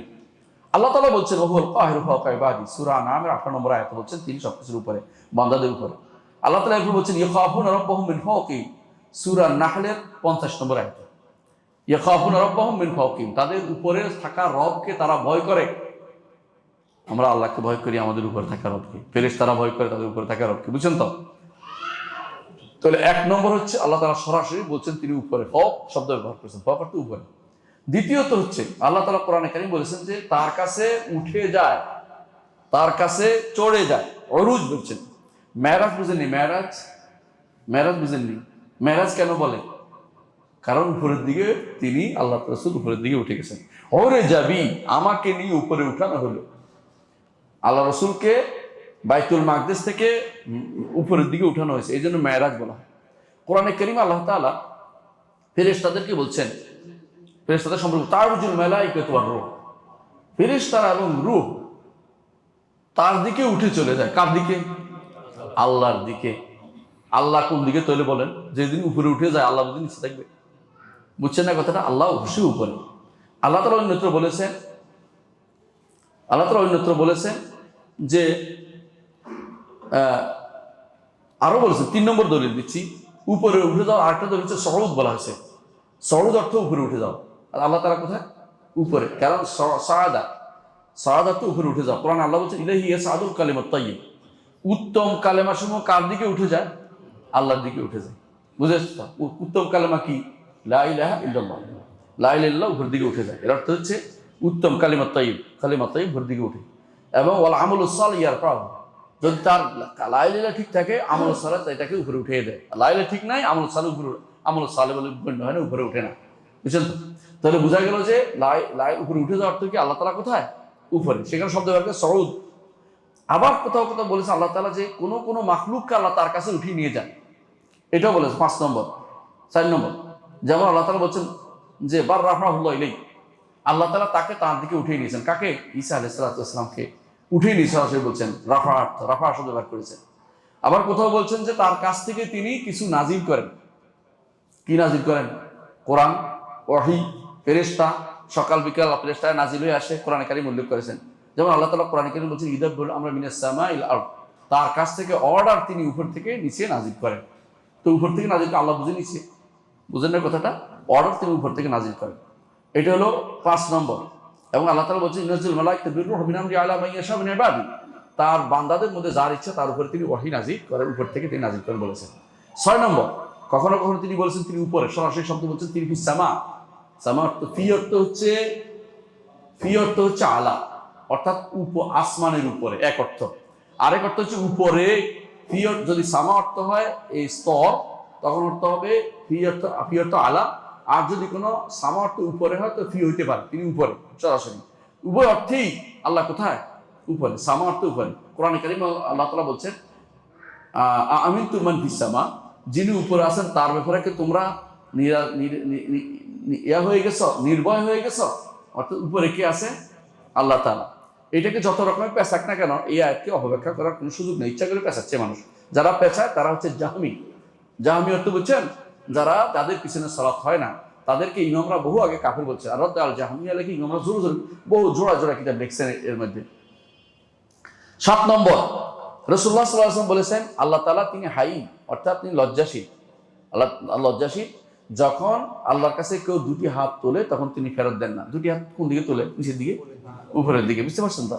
8 নম্বর হচ্ছে আরাফার মাঠে রাসূলুল্লাহ সাল্লাল্লাহু আলাইহি ওয়াসাল্লাম বলেছেন তোমাদেরকে আমার সম্পর্কে জিজ্ঞাসা করা হবে, আমি কি তোমাদের কাছে পৌঁছেছি? সবাই বলছে আপনি অবশ্যই পৌঁছাইছেন। আল্লাহ তিনি উপরের দিকে আঙ্গুল দিয়ে বলছেন আল্লাহ আপনি সাক্ষী থাকেন, নিচের দিকে তো দিলেন না। আল্লাহ কোথায়? উপরে, এই জন্য উপরের দিকে ইঙ্গিত করেছেন। 9 নম্বর হচ্ছে মুসা আলাইহিস সালাম এবং আল্লাহর মাঝে কতবার গেছেন? তিনি কতবার গেছেন? 10 করে কমাইতে 5বার 7বার যায় গেছেন। এই যে বারবার তিনি উপরে নামছেন একবার, উপরে উঠছেন একবার। মেরাজ কি আপনি মাটির নিচে বলে মনে করতেছেন? আল্লাহ কোথায় তাহলে? উপরে। স্পষ্ট, এই মেরাজ ঘটনা একটা স্পষ্ট। 10 নম্বর হচ্ছে আল্লাহ তাআলা বলছেন যে ফেরাউন যখন মুসার সাথে ঝগড়া করলেন তখন বললেন যে হামান একটা সিঁড়ি বানাও, আমি উপরে যা দেখতে চাই। মুসা যে বলে তার রব উপরে আছে, আমি দেখি কোথায় আছে। তাহলে ফেরাউনে অস্বীকার করেছিল যে উপরে নাই, এই জন্য সে বলছে দেখে আসি। মুসা যখন কি বলছিলেন আল্লাহ কোথায়? উপরে। ফেরাউনের মাথার ভিতরে লাগছে যে উপরে আমি তো রব, আর কে? আজ তোমার কারণ দেখে আসি, একটা সিঁড়ি বানাও, একটা কি করা উপরে দিয়ে একটা সিঁড়ি বানাও। মানে সেটা অহংকার করে অবজ্ঞা করে বলছিল, সেটা একটা উপহাস করে বলছিল। কিন্তু আল্লাহ তাআলা সে আমাদের জানিয়ে দিচ্ছেন যে আল্লাহ তাআলা কোথায়? উপরে। কারণ ফেরাউন মুসা আলাইহিস সালামের কথা নিয়ে হাসাহাসি করছিল। প্রিয় ভাইরা, আমি সব শেষ করবো 1 মিনিট 2 মিনিটের মধ্যে ইনশাল্লাহ। সেটা হচ্ছে আমরা যদি কোনো আল্লাহ তাআলাকে উপরে মানি কি লাভ, এটা তো আছে। 1 নম্বর হচ্ছে আমার ইমানটা পরিশুদ্ধ হবে, না ইমান থাকবে না। 2 নম্বর হচ্ছে আল্লাহ তাআলার জন্য নিজেকে মাথা ঝুঁকিয়ে দেবে, কারণ তিনি বিশাল বড়, তিনি উপরে। আমার এখন যত বেশি নিচে যাই তত বেশি আলা বলবো। এই জন্য যখন সবচেয়ে নিচে থাকি আমি কোথায়? সেজদার মধ্যে, তখন কি বলি? সুবহান রাব্বিয়াল আলা। মানে আমি নিচে, আপনি সবচেয়ে উপরে, এটা বোঝানোর জন্য। 3 নম্বর হচ্ছে দ্বিতীয় যেটা, এই জন্য রাসূলুল্লাহ সাল্লাল্লাহু আলাইহি ওয়াসাল্লাম বলেছেন যে তোমরা এটাকে সেজদার মধ্যে রাখো, তিনি বলছেন এই জন্য। দ্বিতীয় যেটা, সেটা হচ্ছে যে যখন একজন মানুষ আল্লাহকে উপরে মানবে, তখন আল্লাহর জন্য বিনয়ী হবে এবং মনে করবে যে আমার অন্তরের ভিতরে সবসময় বিনয় থাকবে, বিনয় অবস্থা বিরাজ করবে যে তিনি উপরে, যে কোনো জিনিস আমার উপরে ফেলে দিতে পারেন, আমাকে দোষিয়ে দিতে পারেন, আমাকে নিশ্চিত করে দিতে পারেন, এই ভয়টা তার মধ্যে কাজ করবে। তারপরে এরপরে সে মানুষের জুলুম করা থেকে ভয় পাবে, যে আমি জুলুম করছি, আমার উপরে একজন আছেন, তিনি কিন্তু আমার জুলুমের প্রতিকার করতে পারেন, এই ভয়টা তার মধ্যে সবসময় থাকবে। 4 নম্বর হচ্ছে সর্বদা আল্লাহকে ভয় করবেন, আল্লাহকে সর্বদা ভয় করবেন, অন্তরটা খালেস করবেন আল্লাহর জন্য, যে আল্লাহ আমাকে এতটুকু ক্ষমতা দিয়েছেন, এটার মধ্যে আমি দুনিয়া করে বেড়াচ্ছি, যে আল্লাহ উপরে আছেন, তিনি সর্বদিক থেকে তিনি উপরে, ক্ষমতার দিক থেকে উপরে এবং শক্তির দিক থেকে উপরে এবং মর্যাদার দিক থেকে উপরে আর সত্তাগত উপরে। তখন আমার এত বাড়াবাড়ি করা সাজে না, আমি অবশ্যই কি করি? নিজেকে আল্লাহকে ভয় করি। আর 5 নম্বর যেটা, আল্লাহকে পবিত্র ঘোষণা করবেন। সমস্ত যে উপকার আমরা পাই, আল্লাহকে পবিত্র ঘোষণা করব কি থেকে? সত্তাগতভাবে, কর্মগতভাবে, গুণগতভাবে, কোনোভাবেই তার মধ্যে কোনো ত্রুটি আমরা যেন না দিই, কারণ সব কিছু থেকে উপরে। আর 6 নম্বর হচ্ছে এটা, যে এটা যখন করব তার ছাড়া কারো আবাদত করতে পারবো না। আবাদত করলে আমার কাছে হাসি খোরাক হবে যে এটা আমার মতোই মানুষ, ওইটা আমার মতোই সৃষ্ট জিনিস, ওর আবাদত আমি কেন করবো? আমি তো এমন এক সত্তার আবাদত করবো যিনি আমার উপরে আছেন, সব কিছু আমাকে দেখছেন, আমি কোথায় কি করি না করি তিনি সব কিছু খবর রাখেন। যালিকা বিআন্নাল্লাহু হুয়াল হক ওয়া আন্না মা ইয়াদুনা মিন দুনিল বাতিল ওয়া আন্নাল্লাহু আল আলিয়্যুল কাবীর।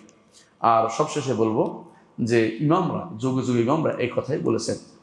ইমাম আবু নাসর আস-সাজদি বলেছেন যে আমাদের ইমামরা সুফিয়ান আত-তাওরি, মালিক, নাম মনে রাখেন, সুফিয়ান আত-তাওরি, সুফিয়ান ইবনে উয়াইনা, মালিক, হাম্মাদ ইবনে যায়েদ, হাম্মাদ ইবনে সালামা, আব্দুল্লাহ ইবনে মুবারক, ফুদাইল ইবনে ইয়াদ, আহমদ ইবনে হাম্বল, ইসহাক ইবনে রাহওয়াই, এমনকি আবু হানিফা, মালিক, শাফিঈ সবাই এক ব্যাপারে একমত যে, এবং সমস্ত পূর্ববর্তী ইমামরা একমত যে আল্লাহ তাআলা সবকিছুর উপরে, তিনি জানেন আমরা কি করি, উপরে থেকেও তিনি সবকিছু জানেন আমরা কি করি। এই সবকিছু জানাটা হচ্ছে মারিয়া, এটাও আলাদা একটা গুণ, সবকিছুর সাথে এটাও সাথে থাকা, এলমের মাধ্যমে তিনি আমাদের সাথে আছেন। এইটাকে অবশ্যই ইমানদার অবশ্যই স্বীকার করতে হবে যে এলম অর্থ তিনি জানার মাধ্যমে এই সাথিত্ব। এর অর্থ এই নয় যে তিনি আরশ থেকে আমাদের সাথে লেগে আছেন বা সৃষ্টির ভিতরে ঢুকে বসে আছেন, এমন কথা বলা কখনো জায়েজ নাই। তো আলহামদুলিল্লাহ আমরা 3টি নাম বুঝতে পারলাম। এটা কি? আলী, একটা আলা, একটা মুতাআল, এই 3টি নামকে আজকে আমরা শুধুমাত্র জানলাম। ইনশাআল্লাহ আগামী দর্শে আমরা অন্য আরো কয়েকটি নাম ইনশাআল্লাহ জানবো। আল্লাহ আমাদের তৌফিক দান করুন। সুবহানাকাল্লাহুম্মা ওয়া বিহামদিকা আশহাদু আল্লা ইলাহা ইল্লা আনতা আস্তাগফিরুকা ওয়া আতুবু ইলাইক। আসসালামু আলাইকুম ওয়া রাহমাতুল্লাহি ওয়া বারাকাতুহু।